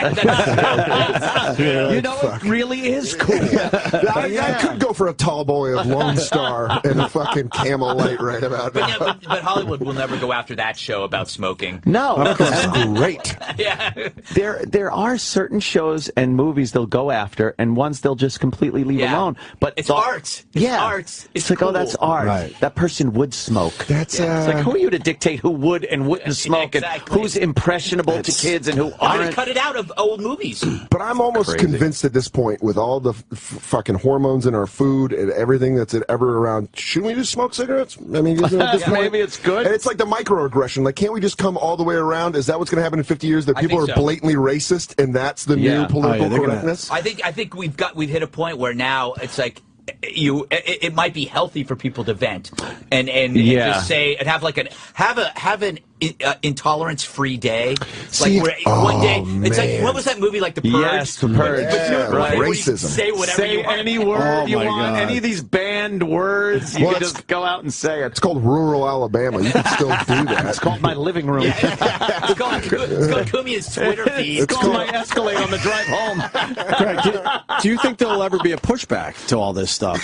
It's obviously the older people like ourselves that are like, this is nonsense. But it seems like the younger generation is all in with this shit. I think on campus they're getting tired of being told. I think there is a pushback. The bossy thing flopped. Yeah. It bombed. That was great. And I think a few years back, that would have had more legs than it did now. But I think people are starting to get that's going to shut down everybody else in their words for a little while. Yeah. But for one thing, they didn't say the word bitch, which is in every hip-hop song. And that's what Beyonce was pushing that whole bossy thing. Yeah, but then she goes after bossy. And what about her husband and the N-word? No one calls anyone bossy. I never heard anyone call bossy anymore. It was a safe cause. Right. Like you're talking to your publicist, right? And your publicist says, you can do something for like disabled kids. It's like, well, I don't know. I'm really those busy. little weirdos are creepy. But what about bossy? Oh yeah, bossy. That's good. That won't hurt my career. I could just hashtag it. Hashtag it, and I'm done. Oh, that's brilliant. You're absolutely right. Yeah. And that flopped. We should take a quick break, and then we'll do another half hour. You're sticking around, right? Yeah, I'm good. We're not breaking if you're not sticking around. No, I'm here. All right, good. So the new book by Gutfeld is Not Cool, the Hipster Elite and Their War on You. Also, we got Dan Soder here, who's playing the Punchline next weekend, Wednesday through Saturday, Dan. Yeah. And Dan Soder on the Twitter. At Dan Soder. And also, we got to pay Lady Di soon. She's been our intern for a week. She's great. Let's pay her. I think that was an excellent treasure. You want her to ask you? She asks great questions. She does. She's, you know what she is? She adds a whole new element to the show that was missing, which was depth. It was. I've never seen a pair of National Geographic tits in person. Well, on white. On white. Yeah, it looked like a negative. The veins. Oh, you're terrible. We'll be back with more Opie and Anthony. Thank you. Having a real good time with Greg Gutfeld. New book, Not Cool, the Hipster Elite and Their War on You. It is a war on us, too. I think this one's going to do well. I'm tired of the war. I'm war ravaged. Time to fight back. War weary. It's a war on affordable rent in I'm Brooklyn. angry, yes. How do you fight back with this, Greg? I mean, we can't all write a book. That's true. You don't read their blogs. You don't fucking listen to their BuzzFeed. You don't take them. reasons. The worst thing you could do is do not take them seriously. Or the best thing you could do not take them seriously. Laugh at them. But we don't. But then there's other people that do. I've been up until the wee hours of the morning fighting the Twitter battle with a lot of people fighting with these similar ideas and stuff. And it's amazing how uneducated they are on a lot of topics. They're lazy. Yes, they're very lazy. They're hashtag activists. Yeah. And then they have this... Hashtavists. Hashtavists.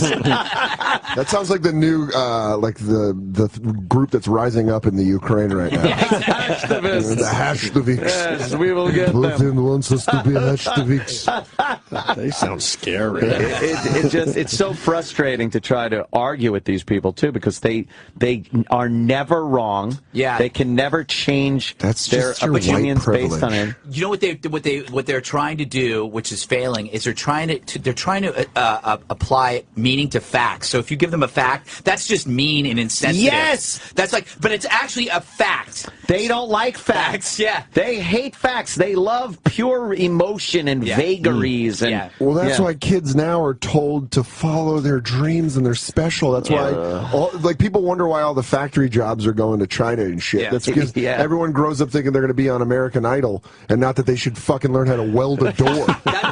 This is an excellent point. Right? The essence of cool is popularity without achievement. Yeah. There are. We keep saying there are no jobs. There are jobs. There are millions of jobs in welding, in heavy machinery. Mike Rowe talks about this all the time. He's a badass, and he talks about this. He goes, "There's got to be vocational schools and trade schools to get these kids out of college and learn something real. You can make good money." You can make great money doing this stuff, and you can buy a house with cash. But instead, everybody thinks that they can be, I don't know, they could be, again, like you said, an American Idol phenomenon. Right. But people don't even want to learn an instrument. They don't even want to They don't even want to go no achievement whatsoever. They want the popularity without the achievement. Without any work to it or the new factory line job in America is criticizing. Yeah. They're like I'm going to start at 18, and I'm going to really start tearing things apart. But it's fucking ridiculous. You know, I feel like the HBO show Girls has created a whole new army of women who are, I'm just going to write a sitcom about myself. Carrie, about me. Sarah Jessica Parker in Sex and the City, I think, was like the genesis of that. But I'm going to write a blog about dating. You're like, you're just going to get fucked and then jot notes down? But that was a terrific show, though. That was a good one. Oh, incredibly well written. It was, you know, I cried at least once a week. I mean, that was I'm not going to lie, that's a upper tier TV show. We had a program director that told us to watch Sex and the City to get the vibe of New York. When we first moved back to New York. I was in Boston for 3 years. I don't think I lost the vibe of New York. There were so many bad messages in that show. Yes.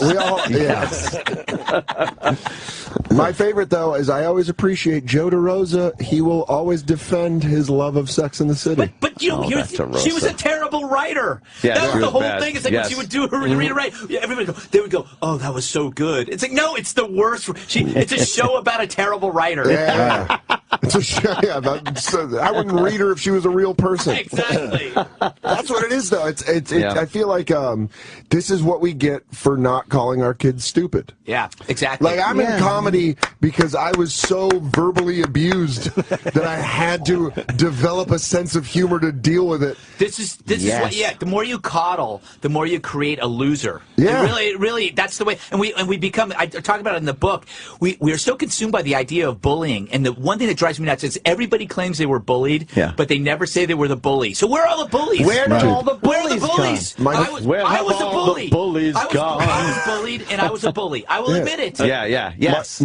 And the campaigns don't work because there's more bullying going on now than ever before. And you know because it's easier with Twitter and everything. Yeah, the celebrities that are doing these anti-bullying campaigns, you know they're assholes. Right. They bully their publicists. Of course. One of my favorite lines. Get me on that bullying campaign. You used to have to walk up to someone and bully them. Yeah, now you don't. And that was a risk every single time you did it, or if it was being done to you. You had to fight that feeling in your gut, knowing it was wrong, and you're like, I'm still going to slap this dumbass in the back of the head. Right. He deserves this goofy-looking fuck. And now you could just be an egg on Twitter. And that's why, But Greg brought up a great point. Everyone was the bully and the bullied, except for the ultimate alpha bully on the top, and the ultimate nerdy dick that always just got bullied on the bottom. That gets rid of two people. It trickled down. It was a spectrum. It was the Reaganomics of bullying. Yeah, trickled down bullying. And not only that, but you kind of understood that the guy at the top that won...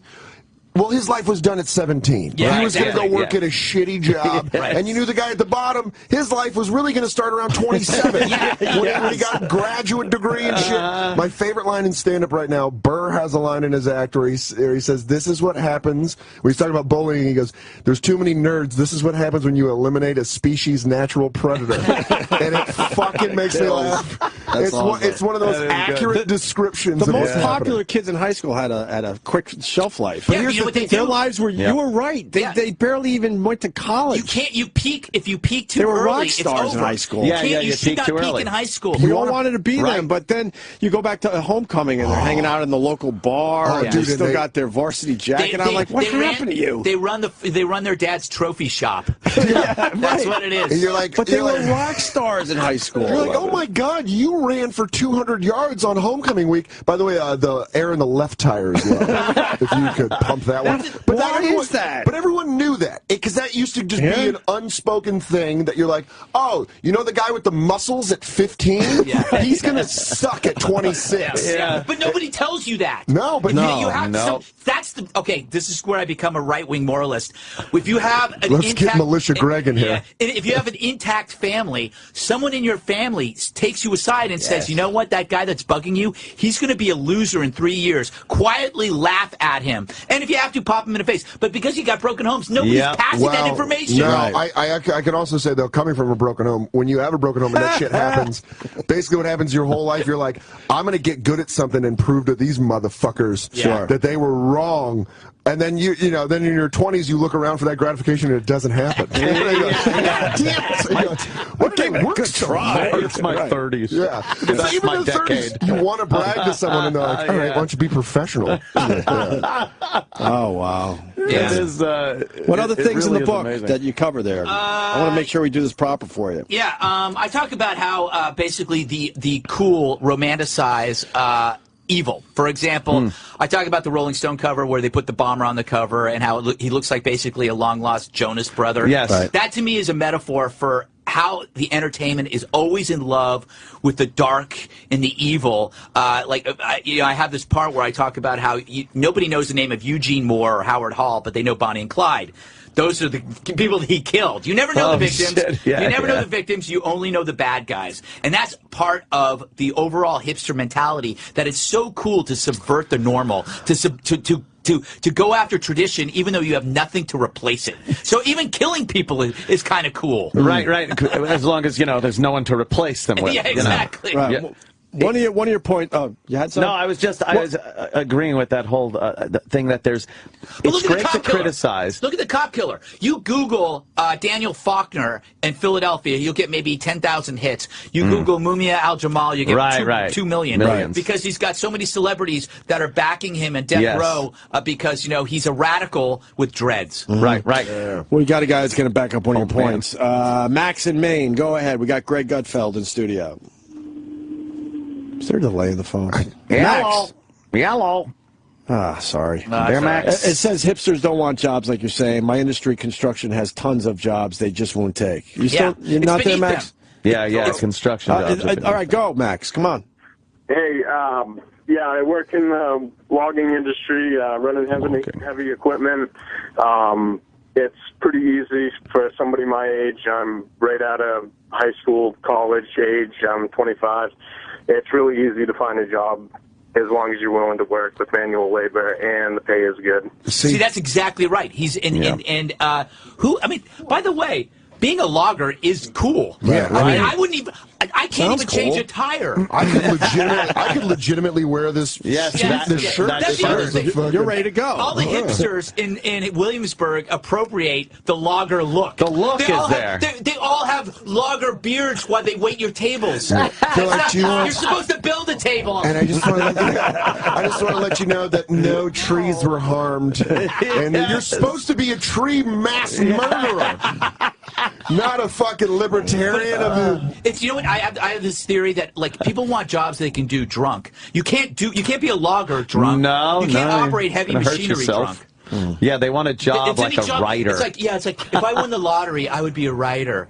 And it's like, well, you can't write. Well, it's just like something I like to do. It's like nobody says, I want to build something. Yeah. I want to build something, and I can't build anything. This country was based pretty much on people that built things. Yeah, for free. It's called slavery. And it's a pretty dark period. But now it's like no one wants to make things anymore. Yeah. And it's showing, definitely. Jesus. What? We can make opinions. Lady Di? Yes, we can make opinions. Yes. We are the conveyor belt that's of what opinions. it is. Do you want to know what I think about Usual Suspects? That's our new export, is my opinion on my critique. Really? Excuse me, Greg. Yes, how are you? All right. You invented the electric cigarette, right? Yes, I invented it. How in the world, maybe I shouldn't say, I don't know.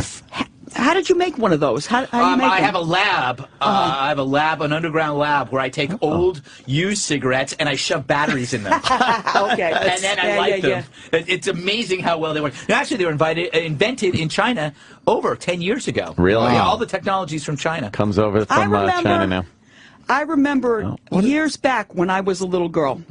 Okay, they used to have the cigarettes, bubblegum cigarettes. I don't know if you remember that, right? Wow. And of Bring course, up a memory. And of course, those are evil. Oh, those because are that's devilish a gateway drug to e-cigarettes. I remember having those. Do you remember bubblegum chew? Yeah, Big League. Chew. Bubblegum Big League cigarettes. Chew. It was like tobacco, but it was shredded gum. Sure. And you take it out. And They still have It's it. like you're smoking. Do they? Did you ever get Pez heroin? It looks like real heroin, but it's Pez. And you just inject it into your arm with a candy back straw. against the wall. Just have a nice sugar nod. Sugar nod.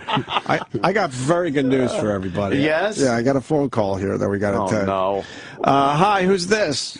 Hi, Marion. Hi, Marion. This is Marion. It's This is Lady Di's best friend. since they were in high school. What else did you invent? I invented everything. I found out what it is.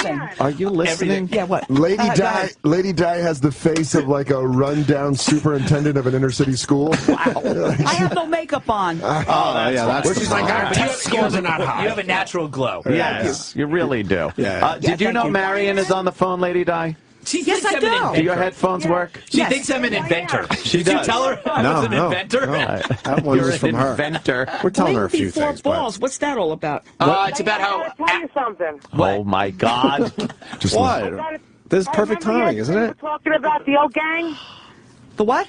Remember yesterday we were talking about the old gang? Yeah. Prepare for the most Right. inane conversation you'll I ever hear. forgot that person's name. I remembered him. Castle Menaki. Pat from Menaki. Well, all right, I have another one for you. All right, I was thinking about this last night. Remember that guy that was missing a leg? And he was involved in some kind of fight? What was his name? Was he a pirate? He was a fighter. He was a UFC something fighter. I don't know. No, the other guy.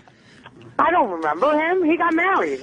Yeah, I know he got married, but I forgot his I don't name. remember his name because after he said he was married, we're like, okay, bye. It's like We didn't say okay, bye. We stayed friends with them. You don't remember him, do you? For how long now? Not Oh, yeah. I feel like I'm in line at Arby's. He was a volunteer. I think he was a volunteer firefighter for 9/11. I'm not really sure what. Marion doesn't like the attention that she's getting, so she's calling in a lot. Oh, Marion, hold on. The name, all right, I just remembered. Line at Arby's. The It's guy's line of the name day. was Woody. Woody? Oh, yeah, whatever happened to him? Yeah, that's what I'm saying. Yeah, we know he got married and he lives down the shore somewhere. Yeah. You called for this? I haven't seen him. So. We're a big show, right? Nobody's seen him over here. I don't know. I think we're a big I show. thought we had a... Hey, while we you're have an way audience? home, can you get some lettuce? I went out of lettuce. Can you bring home some? These two On grew the up way together. home, can you bring home some adult diapers? All right, don't do the bits with us. That's not your job to do the bits with us. Oh, no. Take all the fun away. All right, well, She crossed the line. You really did. Crossed the All right, line there. I You're thought going it was after my funny, sponsors. You're here to be made fun of. Okay. Don't you take the power back? You're being bossy. Marion, Yeah. why'd you call? Bossy is not a word anymore. Because you know why? You guys called me. My number. Your I number didn't says call, on I my swear. cell phone. I didn't call. None of us called you. You're on the regular Wait a lines. minute. An hour ago, someone from your studio called me. So I called you. All right, that was an hour ago. I think we might have needed you. We don't need you moved now. on. Well, excuse me, but I was. All right, hold on. This guy's a huge fan of yours from Mississippi. Brad, go ahead. We have to listen to this Come Dublin. Hey, Brian, how are you? Mississippi River, here we come. That accent can't be real, but it is. Here we come. Go dump your ass in the river. That's a good Say comeback. Mississippi. Marion. Mississippi, though. River. Go dump your ass in a river. You would think river first. It's like the McLaughlin group with alcoholism. Yeah, this is... What's your take on the Beijing economy?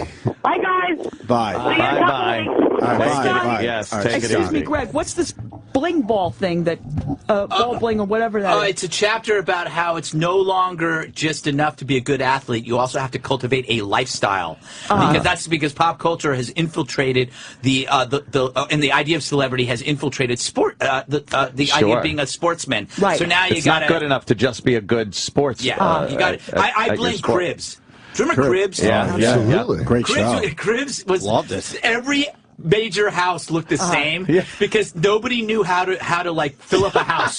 So they go, we'll just get some weird glass sculpture, large paintings, and then there'll be a game room. Yes, the game room, pool table. Yeah, the pool table. So the athlete will walk through, and it's like he's been in the house for the first time. Right. He goes, oh yeah, that's where I put my suits, and there's a big thing of suits. There's just one of his jerseys framed, and he goes, that's where I put in the Pro Bowl. This is where I kick back. Do you guys want to see the wall? TV. Do you guys want to see the cars?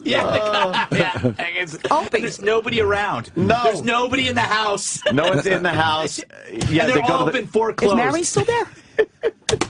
They've been foreclosed. All those houses that you saw in Chris 5 years ago Are gone? Are gone. You know they are. They had some sweet rides, though. Dude. A whole spotless garage. But none of the athletes could explain what they purchased because they were purchased by their manager who's gone. You need they go, this. So yeah, I just opened up a whole line of car washes. Right. They also opened up car washes because somebody told them that car washes was the way you make money. That's how you continue making money after your career. And I got that Scarface DVD right here. Or the poster. Yeah. All right. You're like the poster or the. That's great. Who did love Pacino's early work? The VHS tape. You're telling me you actually saw that movie? I've never heard of that movie. What is it? You live your life by that movie. That movie inspired you to live your life. You know how it ended, right? Yeah. In a gaudy pool of blood. Yes, exactly. That's what you're looking forward to. Oh, these kids. Yeah. They used to like real movies. I really hope. Deliverance. You know what's going to be fun? It's if, like I said, it goes full circle, and the new hipster thing is like whittling and like making shit with your hands. Yes. Whittling. Yes, they just sit there. But you can't. You'd be arrested for carrying that knife. Yeah, Where are that's the true. pictures? No pictures. No pictures in this book. You lost He it. likes a good book with pictures. Yeah. Sure, But why you know what you should do is when you read the book, imagine pictures. Yeah. Imagine Use the your pictures in your imagination. head. Oh, I could take this home? What? It's yours. Thank you. Now that you touched it, it's Now yours. that you- It'll make a good coaster for you. Yes. I can't picture her reading it. Yes, you can explain it to the authorities when they pick you up. Maybe you could Not use it to cool. hit Bill with. When they keep asking you to move, could you please That's move? an idea right there. Hey, Hit Bill with it. by the way, we got to give away some wrestling tickets. What? Oh, great. Yeah. For the latest happenings in WWE or to see when WWE will be in your area, visit WWE.com/events for tour dates. And we got a pair of tickets to the Brooklyn thing. DC. Oh, DC. Yeah. DC. Call if you're in the DC area. Yeah, call. Oh, there it is. All right. WWE Raw in Washington, D.C. at the Verizon Center, March 31st. If you could go, give us a call now. We'll give it to some random caller. All right? There you go. I'm going to clear the lines for that. We had to get. The Monkees are going to be in Newark May 25th. She's a big fan of the monkey. Oh, Really? Now, I who's in got the that was a North? total different conversation that wasn't supposed to happen. I was like, Who's still in the real Monkees? aggression. I think that was a message for Whitey. Peter and Mike. So Mike Nesmith. Yeah, Wow, Michael Mike Nesmith. Nesmith. Mike Nesmith. Who Who swore else? he'd never do it again. Peter Tork Peter Tork. and Mickey Dolenz. And Mickey Dolenz. Yeah, there's. So Who do there's they only one have? dead monkey. There's only one dead monkey. Yeah, well. It's It's a shame, you know. Yeah. Poor What are you Davy gonna do, Jones. don't they? Davy Yeah. Jones, right. Davy Yeah. Jones. Remember when he They was should on the get Brady David Bunch? Bowie to come in. Yeah, I do remember. that Yes, I do would be remember good. when he Another was on the Davy Brady Jones. Bunch. Yes, I do. We always heard about that. And you know what? I watch the Brady Bunch every weekend, and for some reason, that show is no longer there. What do you mean? Uh-oh. What do you mean That for show some is- reason? It was on for 50 years. I think it Yeah. had a good run. Yeah. Did you but miss I'm an just saying, episode? Right. I'm It's a just, great I'm just show. saying I have Yes, not the seen Davy that Jones show in a episode. long time. Well, It's true. Had to Yeah, move but on. that It might one be on show. TV. It might be on TV Land. You're thinking TV about the one with Land. Davy Jones. The Davy Jones comes to visit Yeah. episode. Yes. Yeah. I like the Joe Namath episode The myself. Joe Namath one is Right, that great. is on TV Land. Little Bobby Yeah. Brady's fantasizing about Yeah. his Yeah. backyard football. And Right. then they get him. Yeah. And then How about, he bangs Marsha, which is Oh, totally yeah. bizarre. It was really it was she said she had No, it never happened. she had to bang him to get through college. I think it was very And the degrading. parents were really proud. Yeah. Desi Arnaz Jr. was on that show. Yeah. That's true. So and remember the little kid with glasses, Oliver. And Oliver. Cousin Wait, Oliver. hold on. Yeah. He looked like Paul Dan? Williams. He Yes. did. Okay. Yeah. Some aviation guy was on there, too. Really? Yeah. Oh, yeah, Dan's an aviation expert. We should have explained that to you, Greg. Yeah, we talked about that. There was an astronaut when they were going to the prom. Astronaut, that's and they had That's co-hostesses. Aviation, we That's it. separate ourselves from astronauts. That's right. Well, Yeah. I- A little bit. We call them A guy with a space uniform, fags. let's put it that Lady way. Di, And what quite a altitude treasure. does it become space? Yes. It's 98,000 feet. Nice. I've always wondered that. And when does it become completely dark? Like, is it all blue, and then you cross into darkness? 99,000. Okay. Is that I was wondering, 99? do you ever 1,000 walk and feet. wonder when the rain starts? Mhm. Like, it's Yeah, like, yeah, exactly It's got to where start it is. somewhere. You sound like No song rain lyrics. Yeah, they are. Do you ever walk and wonder when the rain starts? It's really good. Did you ever walk and wonder where the rain starts? Pick up Gutfeld's new album. Awesome. Somebody's got to do Walks in the that. Rain with Greg Gutfeld. Yeah, that'd be great. The album cover, Walks in the Rain.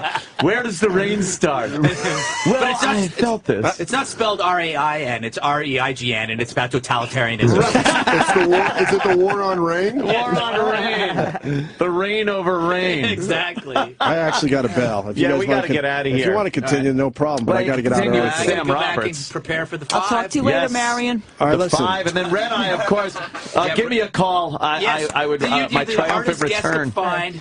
I I don't know even what happened. ask Opie anymore. I He does this. No, because- I'm ready to go finally. Oh, There you go. do you want to come on when Anthony's on? I would be love fun. to, Oh, just then why to don't we do just that? to, just to break it in a little bit. And Yeah. Yeah. no, Well, I'll tell you why, because I like what you're doing. You take shots at your own side. I like that. Yeah. And they really like it. Oh, I'm sure they love it. You know what? We made a whole career out of this, Yeah. though. Yeah. Taking shots at the people that pay. It's No, because- wonderful. But you gotta be, you can't be lockstep. You Lockstep can't. sucks. You just look like an idiot if Yeah. you're. It's refreshing, you Greg, can't- to be honest with you. Yeah, if you can't look and say, "Wow, they're wrong on this one," Yeah. you just look like an idiot going, "Yeah, they're right." And it makes it when you're right more valuable. Right, In the exactly. Yes, isn't that a great message? Oh my It God! really look at that. is. We're having a moment Where does here. the rain start? We were having a moment. When does the rain Yeah, when start? does the Who would rain do that song? Who would be the artist? It's all right, I God. guess. Well, it's all It's right. Emil Sedaka. Old school, I would think maybe James Taylor could do it. Easy. I'll tell you later, Opie. It sounds like a Jimmy Buffett Jimmy B-side. Buffett would be a fun. That's a fun version. Yeah, it's like after like the fucking. Hey, where does the rain start? Like a little more up tempo. The rain is a metaphor for like the party. I was in my Rain is a metaphor for the party. You parrot heads. Ooh, look out. All right, I really got to go. All right, we're out Greg of here, I Gutfeld's new guess. book is Not Cool, the Hipster Elite, and their war on you. Go get it. It's going to be another great read from Greg. Absolutely. Dan Soder is at the Always fun. Punchline in San Francisco next week, starting Wednesday, Thursday, Friday, and Saturday. Nice. And also, You Know What, Dude podcast. Yeah, live April 1st, Jersey. Come That's on out. huge. That's my birthday. Good for you. Awesome. And Lady Di, this was Okay, thank you this so was a much. great week, Lady Di. Oh, thank you very much. She was here all week, Greg, so this is it for her. That's it. You're done. Sam's got your money. Sam's got your money. He'll break it down during the after show. Oh, right. The after show. All right. Wait, you just sign it. And Yeah, all right. we'll check in with you on Monday to see how you spent the money. No problem. Is that it? That's it. I got Awesome. Okay. I got Thanks, this you little guys. production Bye, piece. guys. Thank you. Have a nice weekend, everyone. All right. That was fun. We'll see you soon, Lady Di. But I know you will. we're gonna end with this. Okay. Lady Di gave us a This is great why week of Red Eye radio. is Oh, yeah? The same energy is the same thing. I gotta check my underwear for skid marks. I got the runs today. It's bad. I got the runs today. Where was it you had the sex? In an abandoned building on a door. Back in the 80s, every weekend, my boyfriend gave it to me in the ass in a car.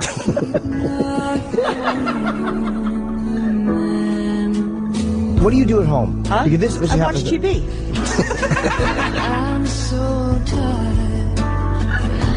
$7,500 for the show. I'll give you $1. No, I'm not pregnant. I'm wearing adult diapers in case I have an accident. Diana, you're 52 years old. Why do you wear that?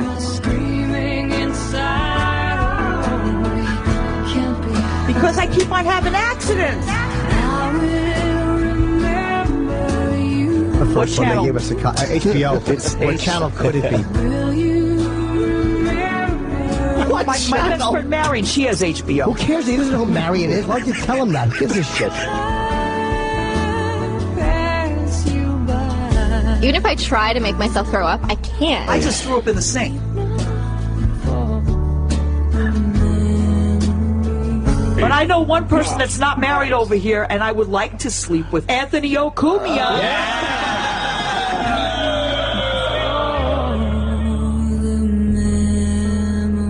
Hey, I just want to congratulate you on your baby. That's great. Is the father a water buffalo or an elephant? The father is a water buffalo. I want to take this opportunity to thank you all for listening to the Opie and Anthony show. You know, as always, we as people enjoy the things we enjoy, but all good things must come to an end. And as we reach the conclusion of the Opie and Anthony show, instead of being sad, we can look forward to what comes next. So remember to think of this not as the end of dirty jokes, but the stories behind the stories. Behind the stories. The backstage drama. Everything that made today unforgettable. Call 866-WOW-1-WOW now. And look back on another legendary day of broadcasting. This is the Opie and Anthony Post Show with Sam Roberts.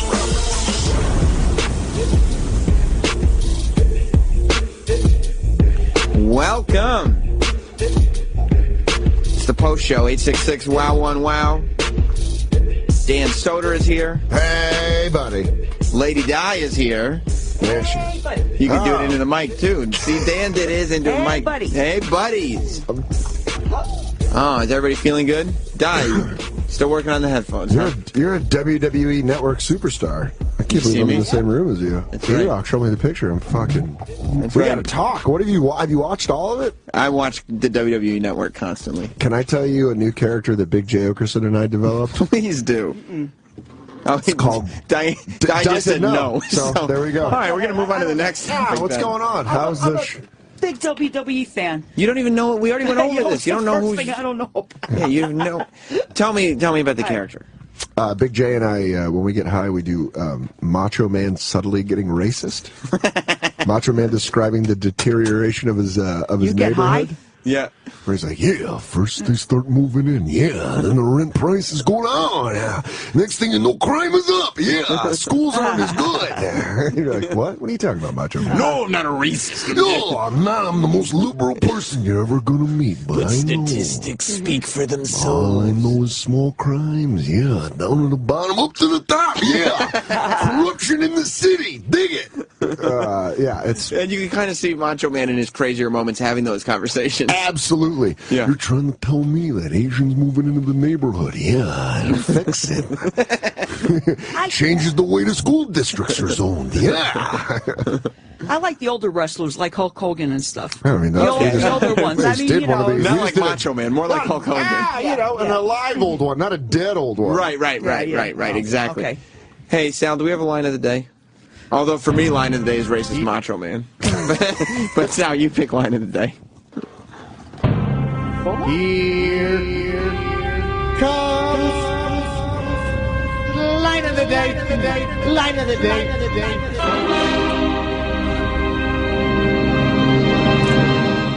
We stayed friends with them. You don't remember him, do you? For how long now? Not oh, yeah. I feel like I'm in line at Arby's. I fucking agree with that line of the day. It was good. Greg Gutfeld. Uh-huh. See, Di's a little out of sorts because the first 3 days of this week, Monday, Tuesday, and Wednesday, Di scored a line of the day. Oh, so she's mad that she didn't... So she was kind of hoping to close the week strong, is that right? 3 out of 5 is good. But you know what? It's hard because it's top-heavy. It's the first 3, so it's like you get that glory all at once, but that's it. You don't realize that's it. Well, you stop fighting for it. That's exactly right, Dave. If I have the line of the day, that's fine. But if I don't have the line of the day, that's okay. That's all right, What too. a good philosophy to just have. This is why I ensure that there's going to be more lines of the day coming from Lady Di. You're exactly right, Oh, Dave. boy. Because of that attitude, that can-do attitude. That's it. Ron in Wisconsin. Hey, Sam, I was watching the WWE Network the other day, and they showed a clip from a beach bash where Ron Bennington and Yes. Des Whatley were fighting. Dan, have Wait, you seen what? that? Bash at the Beach? Which one? I think it might be 96 even. Okay, because I just watched 95. Like, I just was telling E-Rock about it. I just watched 95. If you watch Bash at the Beach 96, yeah, like halfway through the pay-per-view, Tony Schiavone starts talking about these radio guys that they had wrestle a match before the pay-per-view started from the Ron and Ron network, and you see they go to a clip of it because they pre-taped it before the show started, and it's Fez, and he's in a tag team match, and Ron Bennington is his manager, and he's hitting him with a cane. It's amazing. I mean, I'm gonna watch this today. It's amazing. It's 96 Bash at the Beach. I believe it's 96. Bash at the Beach, Wait, which is the big NWO. Wait, was it? No, it's 97. No, it's 96. Oh, I think it is. 96. Was Yeah, it- Bash at the Beach. Was it really them or was it a cartoon? Because you know. No, you're right, Di. You're right. You're good to call me on that. Can I take back my line of the day? Dan, I misled you. Yeah. It was a cartoon. Well, everyone knows the 96 Bash at the Beach was animated. Yeah. Yeah. Yeah. It was a cartoon, Di. You're right. No, I don't know because I used to back in 1998. I used to have a computer, and sometimes you see these cartoons and everything like that. Oh, you know, good. people put them up as cartoons sometimes. No, you're right too. I like that you just explained computers like they didn't catch on. Yeah, you're right to bring that up. It was like if computers never became wildly popular. And some of the computers had cartoons on them, and in '98 or so. Oh, this is it. You guys found it. 1994. 94. I was a year too late. See, that's Fez. Oh, okay. That's Fez. All right. That's Fez. You can find it. Bash at the Beach '94 is the year. Yeah. That's hilarious. You had a girl wrestle him? And there's Ron, the manager, Holy and he shit. does the They're bad the guy sassy manager boys. perfectly. Matt in DC. I'm Tom. What's up, buddy? Hey, I'm a huge wrestling fan too, and I'm just curious, what do you watch the most on the WWE Network? Because there's so much to choose from. You know what I watched the most? I watched the episode of Countdown that I was on. Of I course just keep you did, rerunning you it. Just, narciss- there it is again. There. Oh, look who's talking about the barbershop and Brutus Beefcake. You're more Sam of a Roberts. narcissist than Lex Luger. That's Who's right. been watching it? That's why you're a comedian. That's why save that for the stage. That's gonna be. I've been watching the WWE replays of Monday Night Raw. Oh, They've been from doing like '93. Dude, they're fucking awesome. I watched the ramp up to the King of the Ring every night after my shows in Denver. When I would come home at like 2 in the morning, it would be perfect. They would show the whole Raw.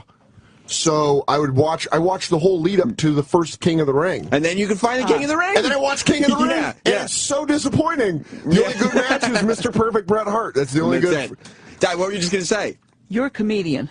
Yeah. Are you a comedian too? Yeah, I'm a comic. Okay. Oh, I didn't know that. Okay. Yeah. I mean, you know, you're up there watching planes so long, you just start writing jokes. Right. Eventually, Okay, well, It's a funny job being a plane I don't expert, know. an aviation expert. Aviation. You could be an aviation expert and be a part-time comedian. You know what? Yeah. We didn't mention on the air I'm today. a full-time comedian, part-time aviation expert. Of course, Lady Di Okay. found out that Dan Soder was an aviation expert today and was asking him questions about the Malaysian air flight that was lost. A lot of questions. Before she came on the air, Lady Di informed us that she was under the impression that an aviation expert studies ships in the ocean. I was. I got him So, confused. yeah. Aviation Okay. is the gift of flight. Right. Yeah, I It's know. the And gift navigation is. that the Wright brothers. Right. Navigation expert is strictly boats. Yeah, right. I understand. Di that. also Okay, told me yeah. that she was I got him right. confused. Oh my God. Sure. Yeah, I got him mixed up. So Di also said that she was in the Navy. I was. You were in the Navy? Yes, I was. When were you in the Navy? My dad was on the USS Chicago. What were